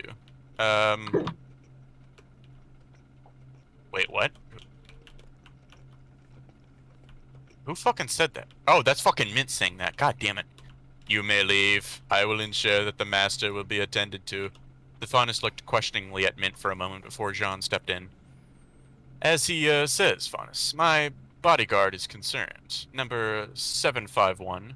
Do not give me a reason to report your number, so begone. The faunus handed the carafe to Mint, who set it on the table. It was a gesture that might be considered improper, but John's face was carefully set in the expected look that the public demanded of him. The faunus was gone before Mint had even said it so, the threat having been enough. If he made a complaint, the faunus would be terminated in an hour at the very latest. Complaints got Faunus killed, and it was for their kind best to have no complaints about their behavior. He smiled softly at Yang as his eyes firmed to the stage, the countdown for the auction to begin already starting, a projection on the curtains allowing the time to pass. 5 minutes. It was still 5 minutes until the show was due to start. This will be educational. He had hoped that he'd stay within the budget, but then again, it was just money. It was just money. He could afford a few slaves, especially with how affluent his family was. And then this next part is Blake, so fucking Kitty, of course you're probably gonna make me read this. Also, it's not too long, thank Christ. Fine. I'll fucking do it. Degenerate. Also, it is in their best interest to not say anything. Master, is it really productive for you to burn my eyes out? Shut up, slave, now you're dead. It's like I said, it's so stupid because this isn't how slaves were treated in real life. And even in this story where he compares slaves to, like, pets and shit like that, does anybody treat their pets like this? Seriously. No. You fucking don't. You rub their belly as they just look at you with fucking love in their eyes. Yes. Meanwhile here, they put explosive colors on them. Yes, and then you squish those little cat ears and you fucking give her a kiss on the head and you fucking just tell her to fucking... You'll see her later or whatever as you go out to work. Okay, anyway. She felt pain. Her whole mind was warped and twisted, listening to the lengthy speech that was being given, every syllable elusive and twisted in her ears. She didn't want this, but she had to listen. It was the protocol for the master, the service that one did when one was in the confines of the household. You may stop. Take 6 hours of sleep, little one. One of the twins nodded, departing, her fellow twin having been sent to bed earlier. She didn't know what time it was, but only knew that she had to be obedient. She didn't want to be obedient, though. These people were sick. The ox was still free now, and she was Blake Belladonna. Why did they want her to obey? The pale features of the crocodile fauna shifted into something a little more moderating once the door had shut. Oh God, oh God. How do you have a look moderation? Oh God, I remember this. Oh fuck. Oh no. Hold on, I'm gonna go get a... Hold on, I'll be back. Alright, Kitty, explain this to me. How do you have a look of moderation? Well, you can be moderate. Or as the base would call it, a fucking centrist. But how can you have a look of one? Ladies and gentlemen, I brought my good bottle of sake out. I fucking need it for this. Oh boy, is this the horse stripe? Nope. It's Not fucking yet. something I don't like, though. That's some good. Oh, that's some good sake. God damn. Japanese knew what they were doing. Oh fuck yeah! At least when it comes to alcohol. God damn. Some good shit right there. Oh yeah, and then Kid, look it up. Fucking. Where was it? Oh yeah. The blah blah blah. Oh yeah. The pale features of the crocodile fauna shift into something a little more moderating once the door had shut. A leather hood was in her hands and suddenly was placed onto her head, cutting off all sight, her ears folding below the leather as she felt it being zipped shut, her nostrils allowed to take in air, but the other parts not allowed to. This is your master's scent. Respect it. Worship it. Be a good worshipper of them. The smell of blood, of something that had been soaked into the fabric, something that had been carefully wrapped, her own scent, together with that of the master, the time she had been with him first, and the scent of their bodies mixed together. Ew. She fucking took the bed sheets or whatever, the fucking bed sheets when he fucking took her virginity and she like bled on the bed sheets or whatever. She fucking took the bed sheets and she put it into a hood and she's putting it over her face. Just fucking hard sniff that shit up. Ah, that's a stuff. Yum!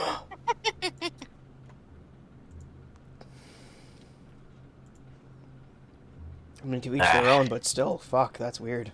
I know, it's fucking weird. Activate those little animal parts of the brain, slave. Your master smells like this. It is his core scent. What the fuck is a core scent? It's core scent. His core scent. It's his core drill. You mean Original. We're You currently mean not name? know. He needs to take a sample of her core, okay? And he needs to do that using his core gel. You mean his main scent? What is a core scent? I don't fucking know. Mixing with you. Disobedience is to be punished, and your master owns your collar, and by extension, you. You will not be anything but a slave, a hole for his manhood to release his pent-up energy into, and if so blessed with the fortunate circumstances, be impregnated with his child, will become slaves as well. The woman paused, a firm knocking on the door. The woman walked towards the door as someone opened it before she could. What fucking voice should I use for fucking kitty? Sex is to release the pent up energy, not salmon or anything. No energy. Fucking Kitty, what fucking voice did you use for John's dad? He hasn't appeared yet, so Hasn't he? no. Mm. This is literally the first time he's fucking appeared because he's been out doing shit the entire story so far. What should his fucking accent be? Because he's even stupider than John, and that's impressive. We shall go like this. Okay, cool. I'll do that then. I've returned, and oh, you're educating someone again. A male voice that sounded older than the Ramphonus matured in its own way and manner as the woman gave a dismissive snort. Matured. Hold up, is that the fucking Captain Kirk voice you're doing? Maybe it is. Blake didn't like that too much. She wasn't someone to be dismissed. She was Blake Belladonna, and she was daughter of the Panther. She is remarkably stubborn. She is John's new pet, one fetched by Saffron from the auction house. Come along, Shudan. Let us leave her here for a moment. After you have given me what I am due, you can inspect her, Shudan. The man made an affirmative sound. The smell of something herbal and strong in the air, the sound of someone's clothes rustling and hitting the floor as the other door in the room opened up. And the woman and the man went there without another sound, her mind already conjuring up images of the old crocodile and a younger lover of sorts. It didn't sound like with a lack of vision, she could hear a long and drawn-out womanly moan come from the other room. Her mind immediately went to things that couldn't really be parsed, the woman's voice actually sounding a little different. There was a soft groan and something spoken in a language that was harsh and something. The man responding in a fashion that was weary and tired, even as another moan came from the woman. Also, it's not sex. It's not sex or whatever, because she says that she smells something herbal and strong in the air, so he's probably just giving her a fucking weird herbal balm or something. But of course it's Blake, so she thinks about everything.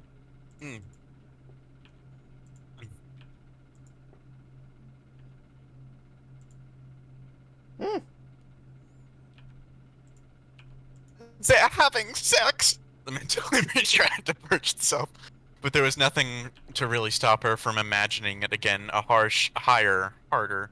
Oh goddamn! I spelled my sake. Fuck! You degenerate! A higher, harder. Come on, do it harder. Show me what you can do right, Shudan, from the woman as the man groaned something about being sorry for taking too long. The soft muttering continued on in the background as a man's voice speaking while the crocodile made sounds of contentment. The actions of the two of them in that other room definitely speaking to the imagination. Who would want to have sex with that old fossil? She could hear the soft muttering at a tone that was far too low for her dampened ears to hear, a hiss of something from the man, and then she felt something change as the door seemed to open. There was a creaking of the door and a smell like herbs and something else that invaded her nostrils as the hood was unzipped, jerked off her head, and thrown aside.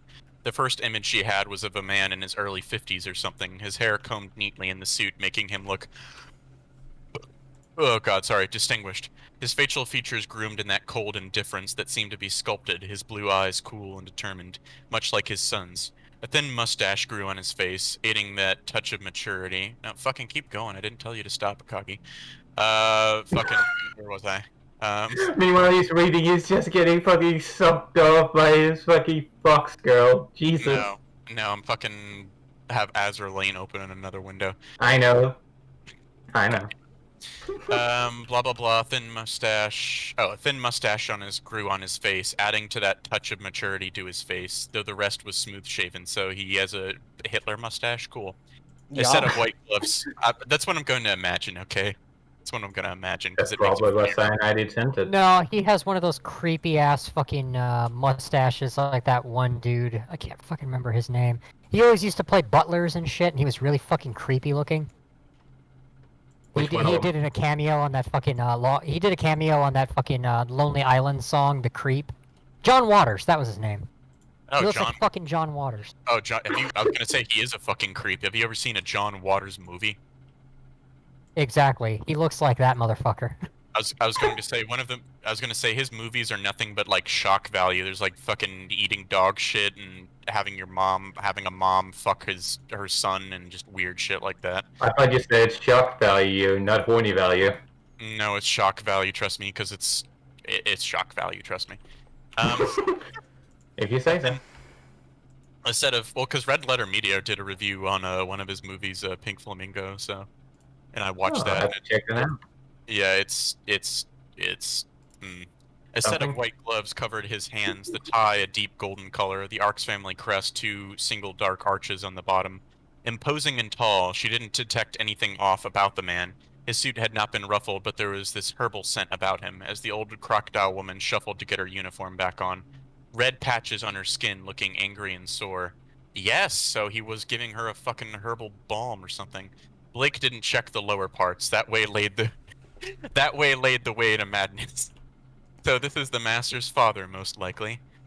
You are my sons, Faunus. A polite and yet formal tone that was spoken with, as serious eyes looked into her own. A strange tingle shot through her, his eyes almost a deeper azure color than his children. Something inside those eyes telling her that this was a man who held power, more power than his son. My name is Blake. A cold hand on her neck, a little damp, the aged woman looking a little fresher, her skin flushed a little with warmth. As the semblance wrapped around her. Blake Belladonna, I am 17, I am your son's pet, Faunus pet. She almost did it, keeping her feelings contained, trying to. A hand grabbed her throat, and the glove squeezed against her skin, the man's eyes looking into hers. The truth, Faunus, you don't like my son very much at all, do you? She choked and spluttered. The man's face coming closer, the eyes looking straight into her own with a cool, strict look. The master's looked like that, too, when he was annoyed with her, as her air was cut off. My son deserves better. The hand left her throat, and she breathed in the fresh air. The man's glove slowly pulled off, looking at his hand for a moment, his fingers stretching out into a claw-like shape as he regarded her, the semblance pulsing through her system in a familiar feeling. Your daughters are monsters. Your son is a raping bastard who should have been drowned at birth. The aberration is not even worth her Blake's head whacked to the side as the man looked at her, his eyes looking into her own with a look in them that scared her. There was something in that gaze that was like a dark and twisted feeling. Something wrong in her gut, because she felt the fear seize her heart and her bladder void itself, twitching once. What is with? Excuse me? I'm going to read that She again. kissed herself? Not only that, the way it's described, I'm going to fucking read that again. Blake's head whacked to the side as the man looked at her, his eyes blah blah blah, with a look that scared her. There was something in that gaze that was like a dark and twisted feeling, something wrong in her gut. Because she felt the fear seize her heart and her bladder void itself, twitching once. What Her the bladder fuck? twitched. Alright, so her bladder twitched from him looking at him? After she pissed herself, I guess. She pisses herself and then feels her bladder twitching. Alright, so anyone here, do your bladder twitch after you fucking piss yourself? No. No. Also, the last time I pissed myself, I was like 3, so I can't even fucking remember. So no. Good to know that you're a normal human being. Yay! Never call my family monsters, silly girl. I will ask my son whether your tongue should be amputated, or whether you will be fit for the pens as a breeder. It is time that he is responsible for what he will one day inherit. You don't get the full effect of it because you can't see my hands as I gesticulate around. It's a shame. Well, why are you, you are not an actor, Courier, please, you're just reading shitty fanfic. God damn it, fucking stop. Stop, Lau. I'm fucking having fun, okay? This is the only way for us to have fun. Just let us It's the only do way it. for us to stay sane. She felt Fair the enough. flame in her. She felt the flame in her rise up as her throat burned and choked the man's face close to hers. Her throat gathering spit, and she was about to spit in his face, but something stopped her. Was this all that Saffron could have found? A mere stray cat with the manners of a drunken tart. The crocodile straightened a little, smoothing her uniform out a little. Blake hissed at the man as the hand left her body, the semblance ceasing its effects. The man paced a little, his face looking decidedly unhappy with her. I am the daughter of the panther. I am worth more than the abomination that torments me with these stupid rules and regulations. The man's features seemed to look puzzled, yeah, as I would fucking be confused too. The He looked child of some disgusting backwards tribe talking about stupid rules and regulations. Alright. He looked at her and gave a soft smile. The teeth were visible, and there was that disdain in those eyes, that displeasure with how she acted. A gloved hand patted her head. I'm sure that you will come to like it here, daughter of the Panther. You'll be very welcoming to my family after you've been properly educated. Ash does good work with those who resist. She hissed at him, the hand touching her once more, the semblance taking effect. Your high-risk is a wrong and twisted homosexual degenerate. If your son's cock was not so big and wonderful, I would have torn it off. A laugh, though unpleasant rather than pleasant. Also, I hope my note... A laugh that was pleasant rather than unpleasant. A laugh, though unpleasant rather than pleasant. Also, I hope my neighbors don't fucking hear me reading any of this. The man looked into her eyes and patted her head again, watching her eyes with a cool and collected look. This was someone who did not care for her, whose thoughts did not bend to hers, and who dismissed her as you fucking should. Give her plenty to drink. Make sure that she is well fed as well. Helena and Artemis need their rest. The crocodile gave a soft nod of her head. I will be with my wife. It has been too long since I have been home, and... The crocodile spoke up. Young Master Jean is currently out to the auction house to purchase slaves. Juniper is in the hospital due to an assassination attempt on young Master Jean, with Lady Camellia and Lady Rose deployed on a mission to bring justice to the tiger. Argent Saffron, your twin daughters in Auburn, are currently within the household. The man's features shifted, worry in his eyes showing through them as he nervously wrung his hands, the man's demeanor shifting completely from calm and collected to nervous and frenetic. What? Why? Oh, gods! That means I must go to the hospital. Deal with this one how you see fit.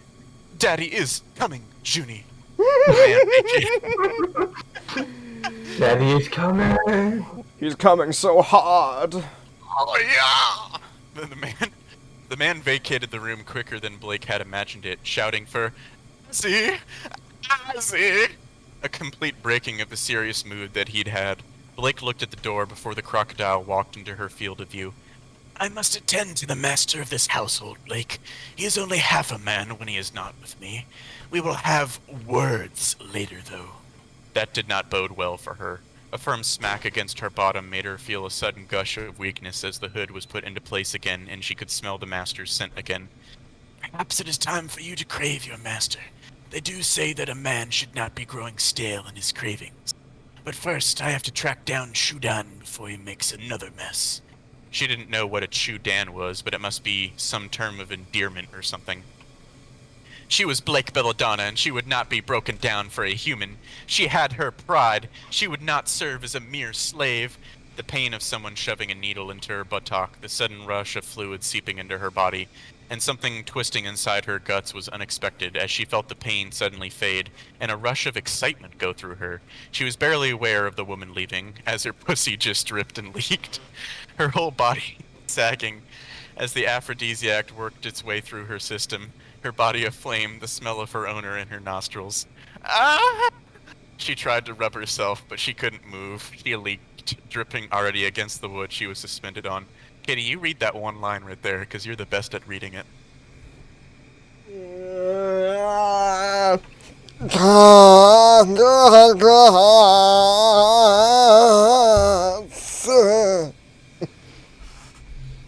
Good enough. She could start to feel the craving. The master hadn't been bad, but his cock. She wanted that. The deer wouldn't allow her, which was a wholly arousing thought in and itself. Excuse me? Is She's into being Is she into cocked. cuckolding? She's into cuckolding, I guess. Am God I becoming damn a it. degenerate? That's Yes. thought she has. Am I becoming a degenerate? Yes. Are we Yes. bad people? Are we Are we bad? the bad Hans guys? of Isabati? It's a matter of perspective, really. Hans, are we the bad guys? No, we're not. Now get the Flammenwerfer. Flammenwerfer. No. We need to kill the oh, wait, I didn't say anything. Anyway, Kitty, your turn now. Oh, nine! Don't make me do this. I must do it. Nine. Oh, 9. Okay, give me 5 seconds here. Okay. I'm just putting myself into position. Ooh, okay.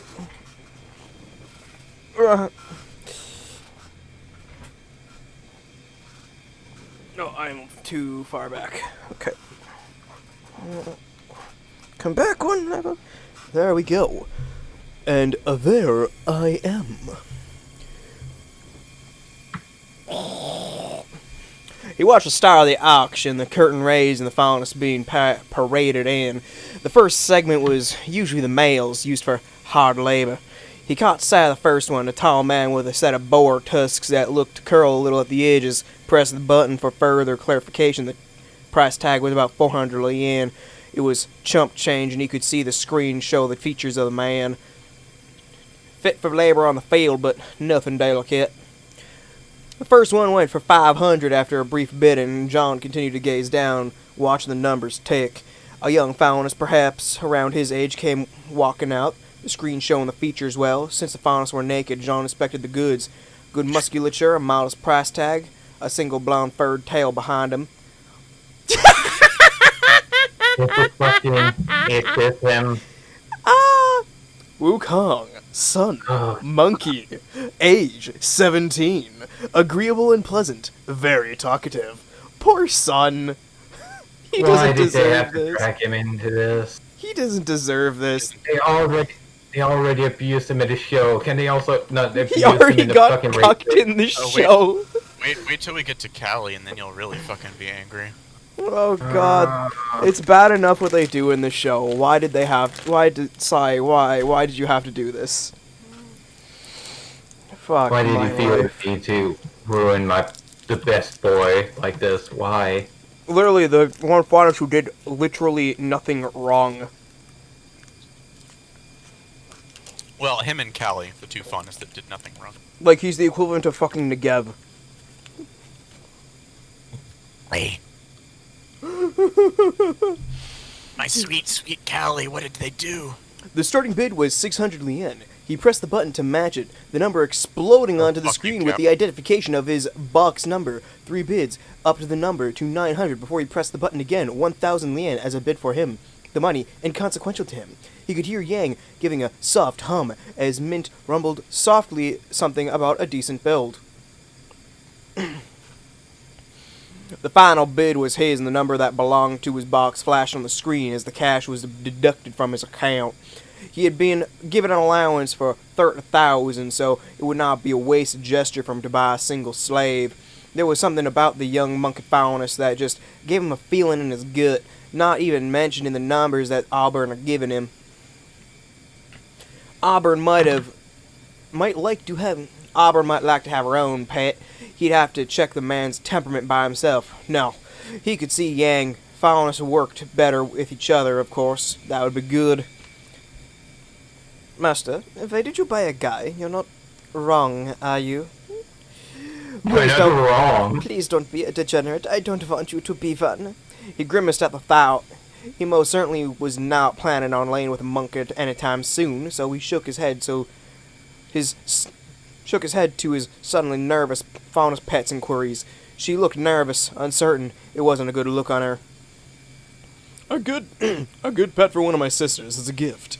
They gave me Blake and Anastasia. Well, not very good in Blake's case, but I want to do something back for them. Poor son.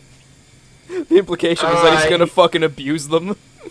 He's not even gonna give him, like, alright, you got some good looks here, I'm gonna put you to work or something. No, you're just gonna be there to cheer up my other pets. Christ.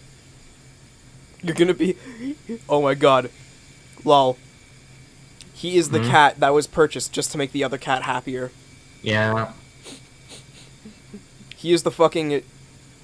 The pet. He's the pet's pet. He's the piggy pet.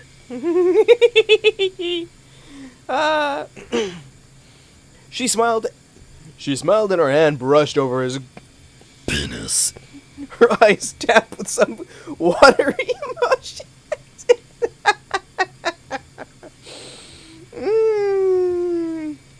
beautiful writing by a beautiful writer.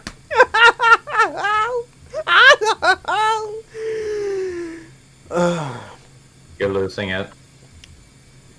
No Good. shit. I'll make you like women again with all my might if you went and became a degenerate. If you learned how to be a faggot, I would put you on no-fap in an instant.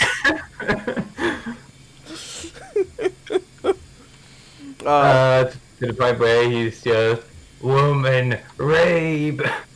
Rape!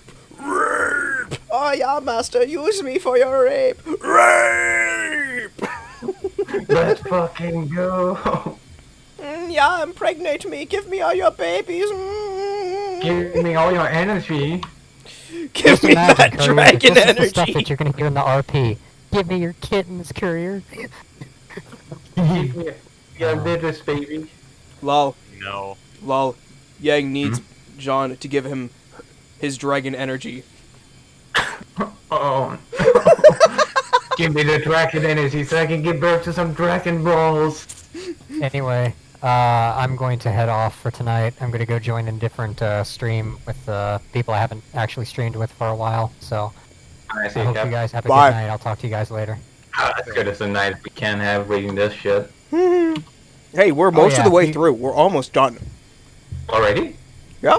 Really? Oh. This is one of the shorter How ones, long thank you got? fucking God. Oh, like 30% of it. We'll be done by like 10. I'll head out for tonight. So Yeah. have a good night, guys. Bye. Oh, Oh, and then there was 3. Yay!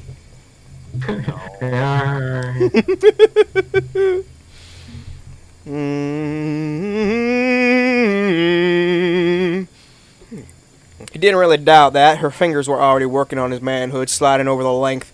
She smiled softly, her fingers teasing over. She's stroking his dick. Yes. You're a good dough, Yang. I'd like to make you. He glanced at the screen for a moment as Yang's fingers stroked down on his hard manhood, touching a base. Master Jean, may I have a moment of your... Wait. Master John, may I have a moment of your time in the interim, in confidence? There was a wishful tone in the big ram-home-polished man's voice.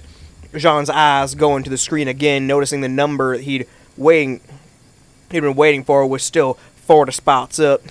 He had time, at least an hour and a half, before they'd be getting the number that he wished for. Auburn had given 4 numbers, and a special one that was 5 in 1. Of course. The man looked grave and serious as he looked at him with his eyes seriously. He looked... Okay. The only way that could fucking be worse is the man looked grave and serious, seriously looking at Jean with a serious look on his face. Of seriousness. Yang had gone quiet. Yang had gone quiet, her hand stopping with the motions. He focused back on the auction stage, noticing that there were a new batch that was getting led onto the stage. A few finalists with peculiar traits, including one with a fishtail, brought smile to his lips. The freak show, some of the lots that were carried out as something to bid on for sport. He let his eyes go to the other boxes. A few of the guest boxes were filled, but altogether it was a remarkably slow day, only several of them looking like they'd really bidden. Most of the commoners below were bidding, the value of a slave perhaps something that could only be counted in the labor that it did. Go back and check on my purchase, Yang. We've got a little while, and, well, I've got to wait a little. Check out the monkey boy and find whether he's worth keeping. It was just money, but his sisters deserved the best of the best. A slave that was pretty like Blake, but acted like her, it would be Bedlam. As Yang let go of his manhood, she smiled at him and turned her attention to the ram behind him. Guard him with your life. The master must not be hurt. The man nodded, getting closer, but not in the way. It was a standard bodyguard protocol he knew. Mint had received training, he guessed. As you wish. He didn't feel awkward in the slightest as she knelt below the table and gave a light kissed was manhood, her breath tickling over the member, the large bulge in his pants a reminder. As Yang kept her face there for a moment, his scent inhaled deeply. It was a faunus thing, he guessed.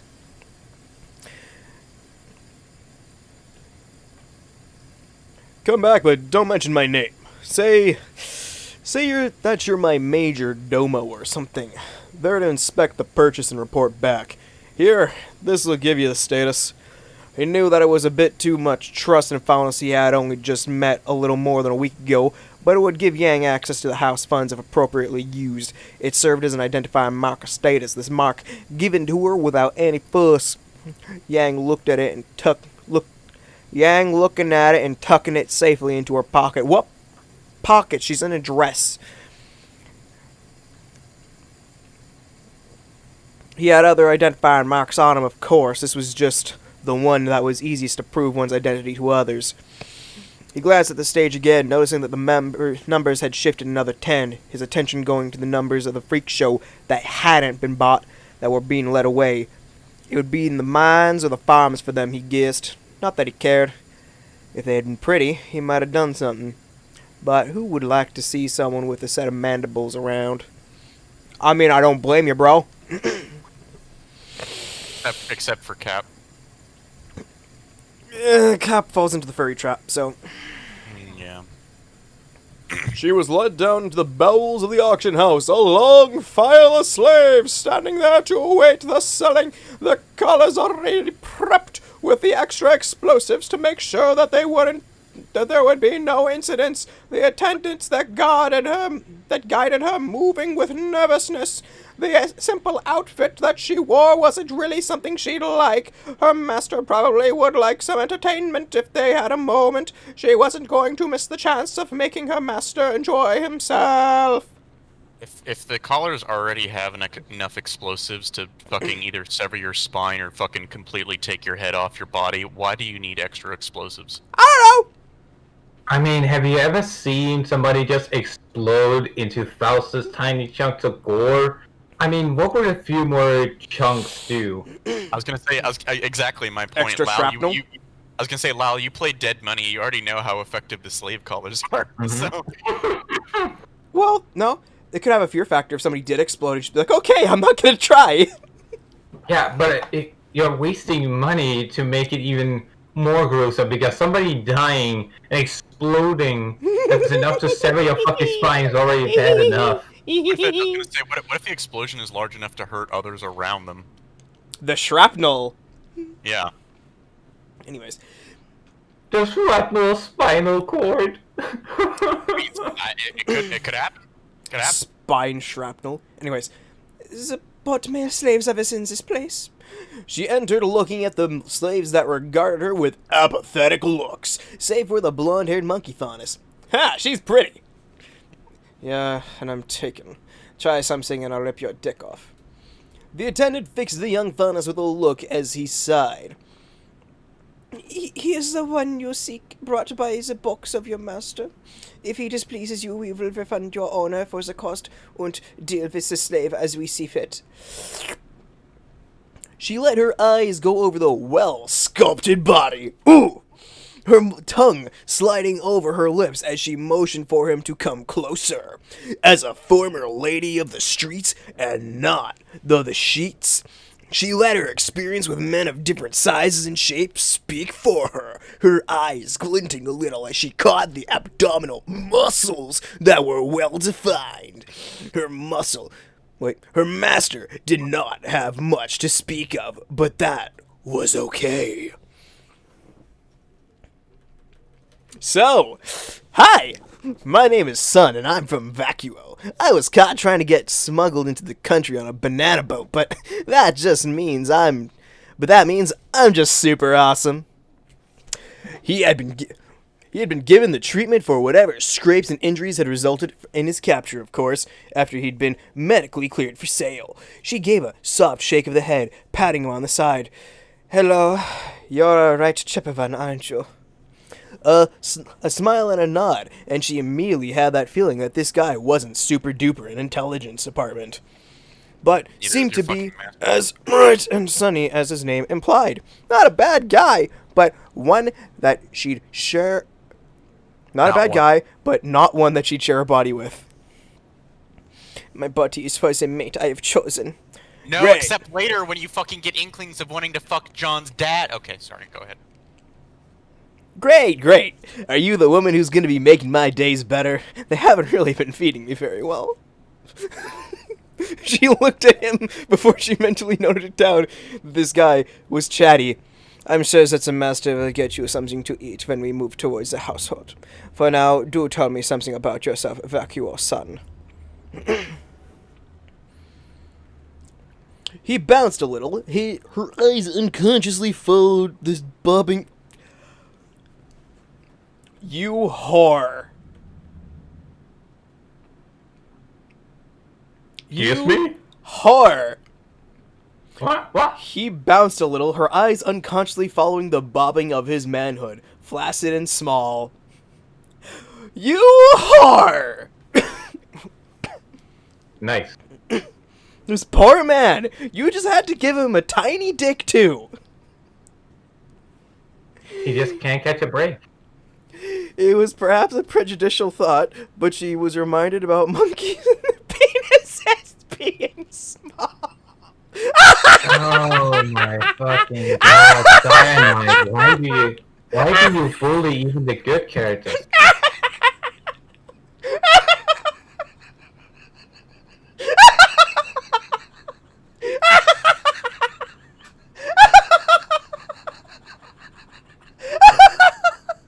Oh my god!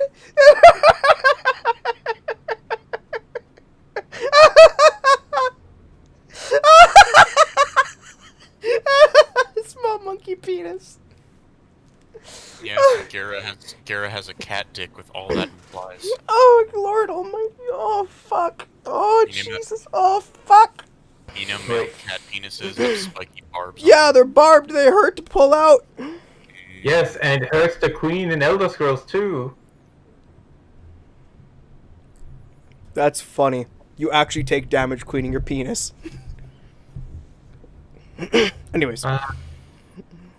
Allie had to deal with that. But she was reminded about monkey. Oh, Not that she'd get to find out, really.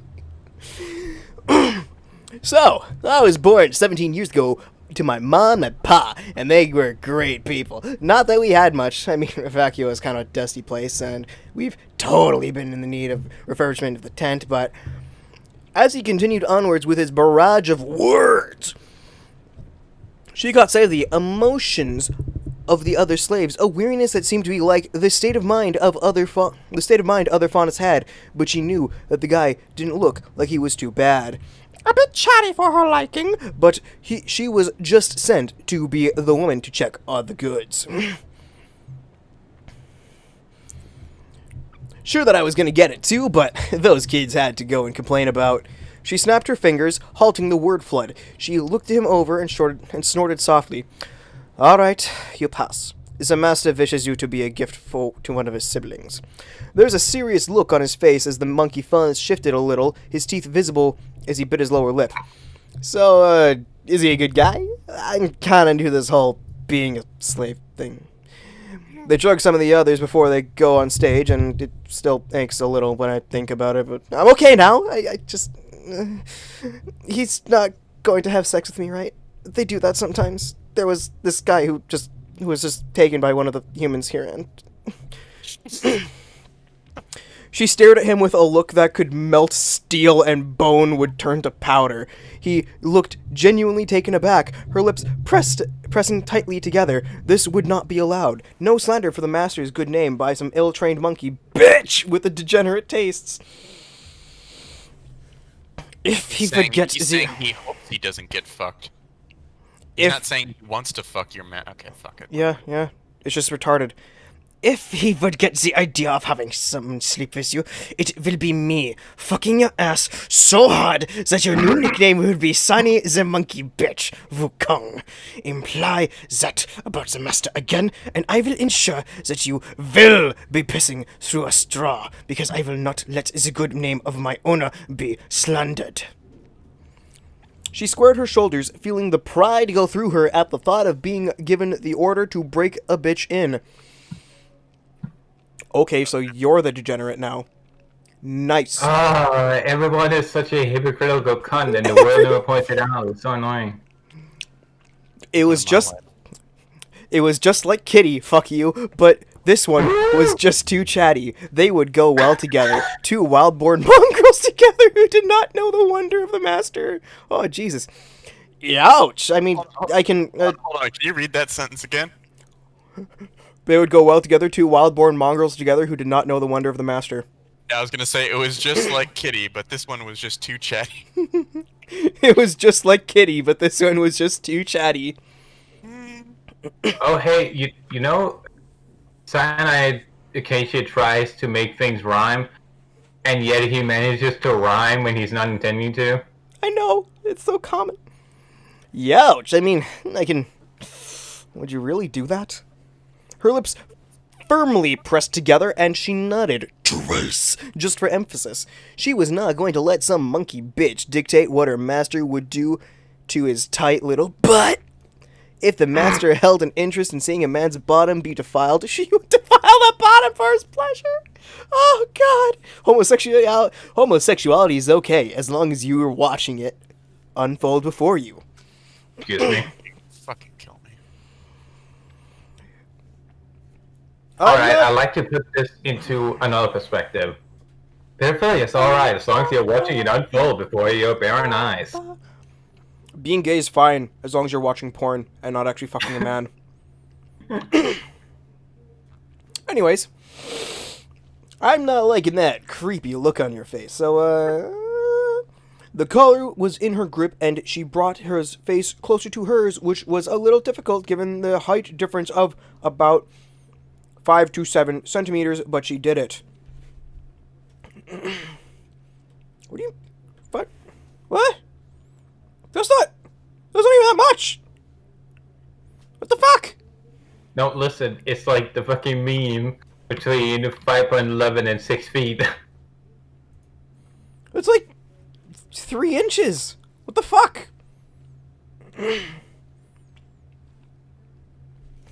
I would. I know my verse, Wukong. The master is a good master for those that earn his attention. Be pleasant and kind, and I will not have to be unkind.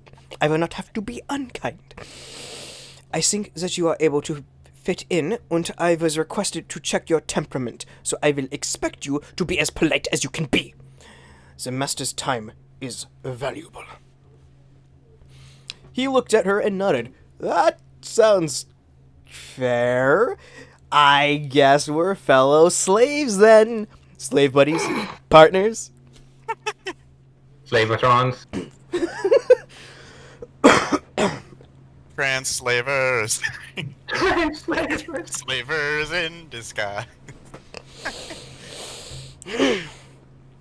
She scoffed. She heard someone open the door and saw an older man being pushed inside, his hands shackled together, beard untamed and uncombed longer than it should be, golden eyes looking around. There was a look in those eyes that was hollow and empty, even with his body going through the motions. Well, I'll be damned. The fucking punter cunt's father. Punter. The punter cunt. The Panzer cunt! Panzer Granada! The man looked like he'd lost the figure of his youth, his body marked with whip marks upon his back, enough to show that he'd probably been a work faunus in the fields, if she'd guessed right. The man sagged a little as he sat down, the attendant coming to her. Your own has also purchased the slaves that was just bought in, Major Domo. She looked at the man, seeing his defeated look and hearing a rattling cough, the man's hands raising a little to wipe at his mouth, but not much more. She walked, her steps steady. The monkey faunus followed after her, unhesitating in his steps. Hey, could you look up? golden eyes looked up, and she beheld the panther. His eyes expressionless, and less like his daughter's than before. The softness of his voice was a thread of constant... The softness of his voice was a thread of constant through his speech as his hands fell into his lap. They took my... Let's just get through this. We're so close. They took my mate. We were separated for the first time. You don't deserve Callie, you piece of shit! Ah!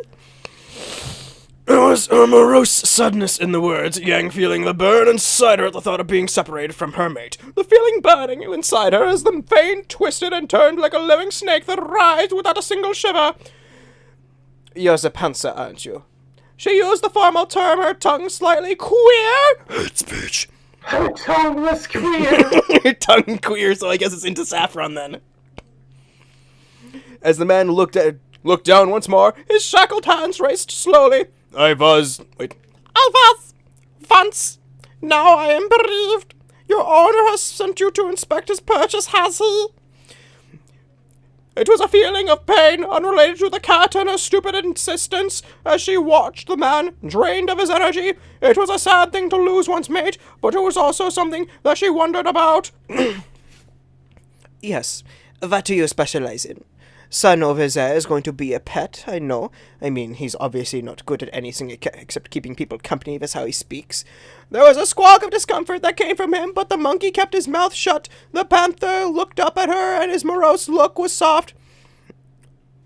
I can read. I can write. I can manage the finances if required, if it is desired. Your master has bought me for sport, has he not? She frowned, shaking her head. The master must have had a good reason for buying the man, or else he would not have bought him. He is not the kind of man who hunts furnace, I am glad to say. He is... The words of the praise nearly slipped out of her. Her desire to show them the wonderfulness that her master and her mate was bringing her rising from her depths, but she stopped herself. She was here officially, working as her master's hand in affairs of the people. He is someone who cares for his family. If he has bought you, he has a reason for it. Accept him? He has a reason for it. Accept him, that is. Undoubtedly he is going to offer the monkey to the weird sister who rapes Faunus to death. Oh boy. I think that was happen. Did she do that? The monkey made a hissing sound. She rapes Faunus to death. Are you serious? Hey, Bloody, are you serious? Her head turned to him and she smiled her meanest smile. Well, the other one will just kill you, probably. She really doesn't like the Faunus. There was a consternation in the young man's eyes as he started to babble about wanting the freaky sex woman rather than the creepy killer lady woman, as if that mattered much. This is just painful. It hurts. Sun did nothing wrong. Yang knew more than she should. I need some more alcohol. Her eyes catching an expression on the man's face. A simple doe rising to your station. You were born lucky, child.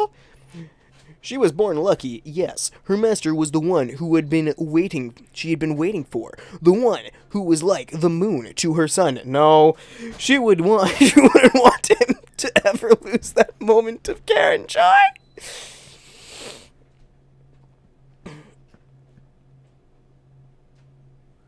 I was. I am called Sunny. The man's smile came to his lips as he slowly got up, bowing lightly as was the proper form. It was a bow from someone who was of higher standing to one of lesser standing. I am Gira Belladonna, the Panther.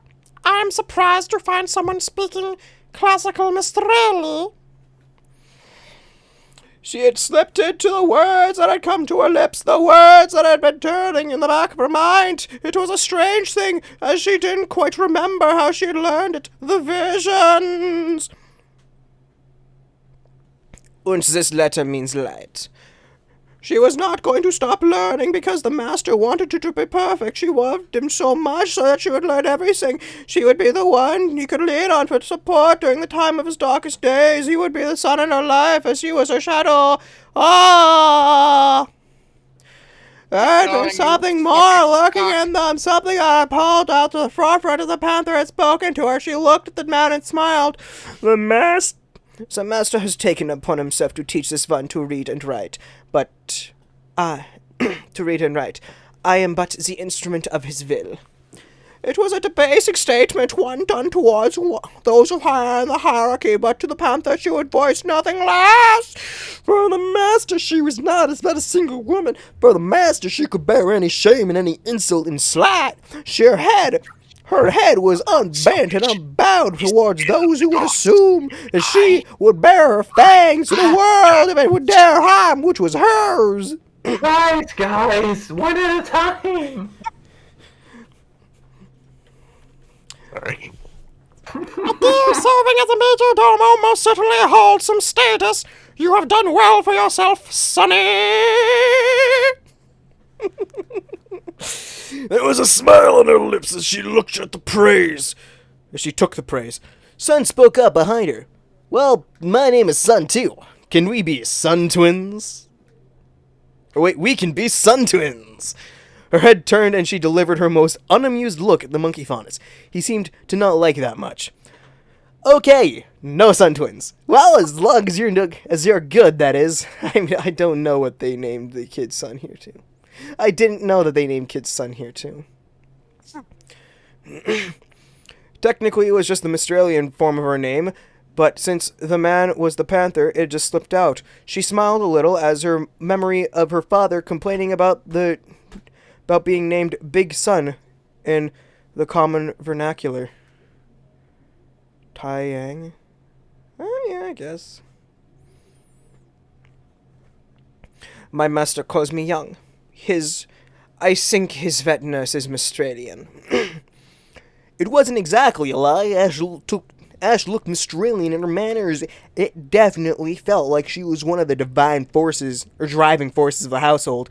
The master obeyed the old woman who was discerning of everything. A name paired often with another.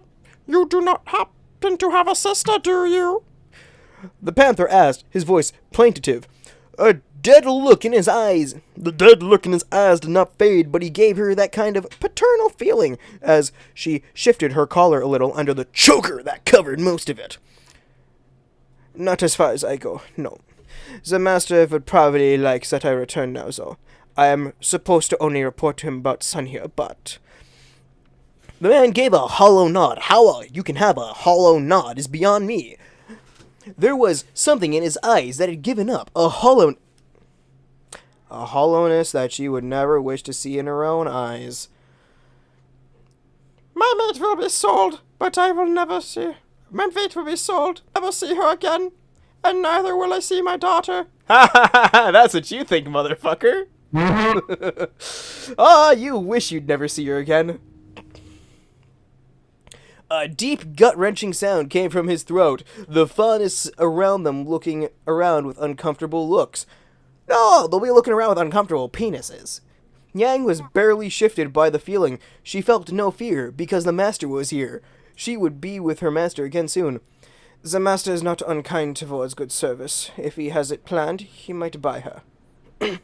A hopeless look in the man's eyes, as the prospect seemed to be far and off. It was something that she could understand. The man was in his 50s, and his wife probably would be too. It wasn't easy for older slaves to be sold off. I'll keep the big guy company. So, your daughter. Tell me your name. What's she like? The man's sigh was deep as he started to speak. Poor fucking son. Yang moving along with the crowd towards the exit, her hands held firmly to the crest. Her name is not Little White Dragon. That's not how it's spelled in Mandarin. Fuck you. Sorry. Little Dragon. Little Her White name Dragon. is Blake, and she is 17. I would have liked a good boy like you to be with her. But alas, she did not enter servitude with us, and she is now in the wilds. Not so bad as you would think. This was a problem. Blake was a bitch! If it was up to Yang, she'd be headfirst in a garbage can, which would be set on fire. Wow! Okay. I mean, I don't disagree, but That's how I feel. the master did not need worthless cheating bitches like Blake.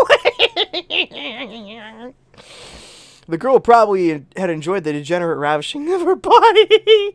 There was that sick need in Belladonna to fight against the natural order of things, not even taking the gods' given gift that was the master's good love. She joined the master again. Mint looked a little uncomfortable as her master turned to her, her saliva glands working to produce a lot of it, the second plate of grilled and roasted meats placed next to his own. Sit down. Take a bite. That was the guy. She half inhaled the first piece of meat, closing her eyes and chewing slowly. She wanted to savor it. She shivered a little, giving a content little sound. Chatty, friendly, a bit dumb, but the types that would go well with anyone of relatively kind disposition. She hoped that he would send the guy to the oldest one. She needed a little bit of happiness in her life, indeed. Auburn will like him then. I just had that feeling and just knew that she'd like him. She's home so little that I think a personal fondness might work wonders. She didn't voice the fact that Auburn Ark most likely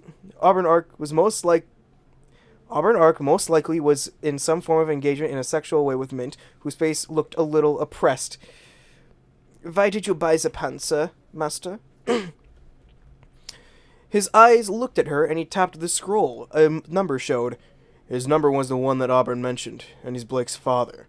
I hope that she can be corrected, and I do need a major domo.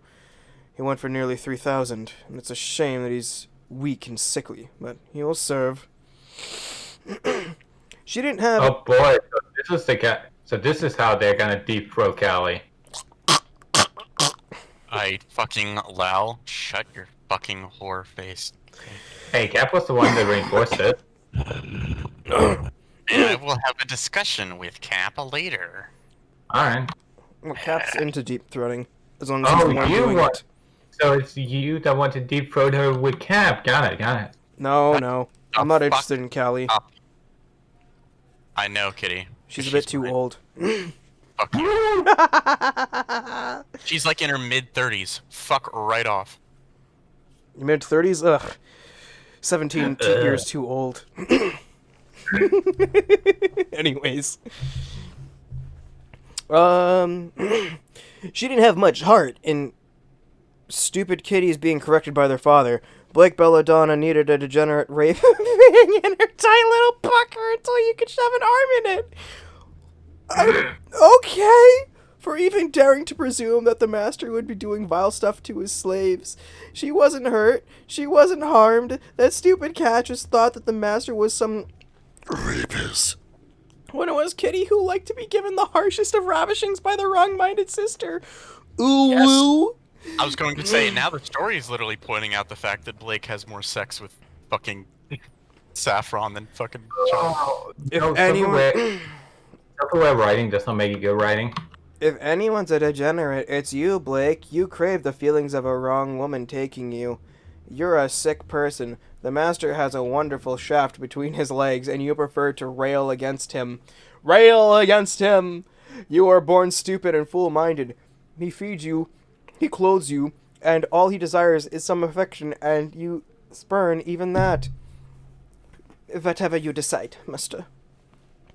She was on her third piece of meat, whilst her master had just mucked about with his vegetables a little, looking a little put out at the vegetables on the plate.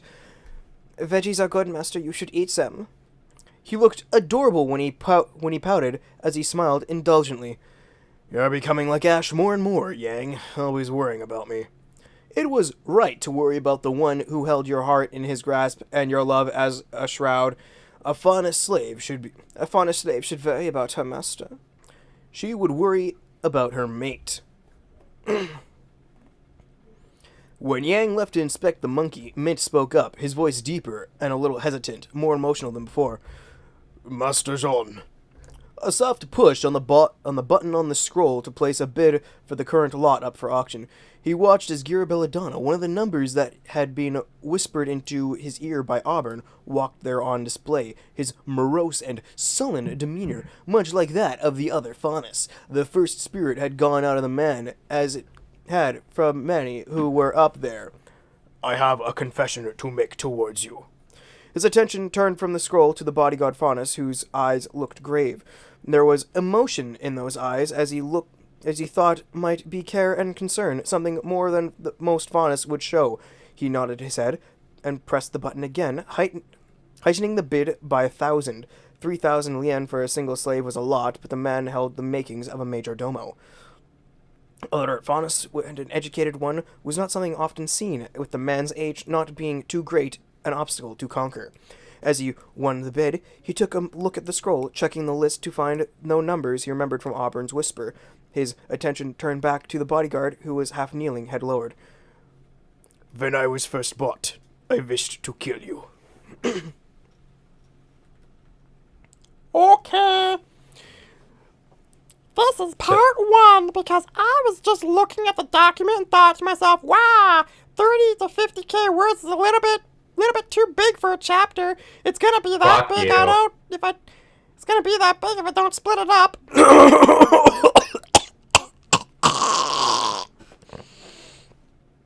They're already too long. I was gonna say, they're already 25,000 words long. Like, they're already the length of fucking short stories. And there's no content in them. They say nothing. What happened this chapter? They went took to a part in slave auction. They bought 2 people, and they talked a bit. Oh yeah, that's a good question. So Blakey's complaining about her family being traitors and handing their freedom over to humans. Her grandfather, not Gira. Gira's dad. So No, Gira's here. I know. I'm saying Gira's dad is the. Oh, I thought you said Gira's dead. traitor.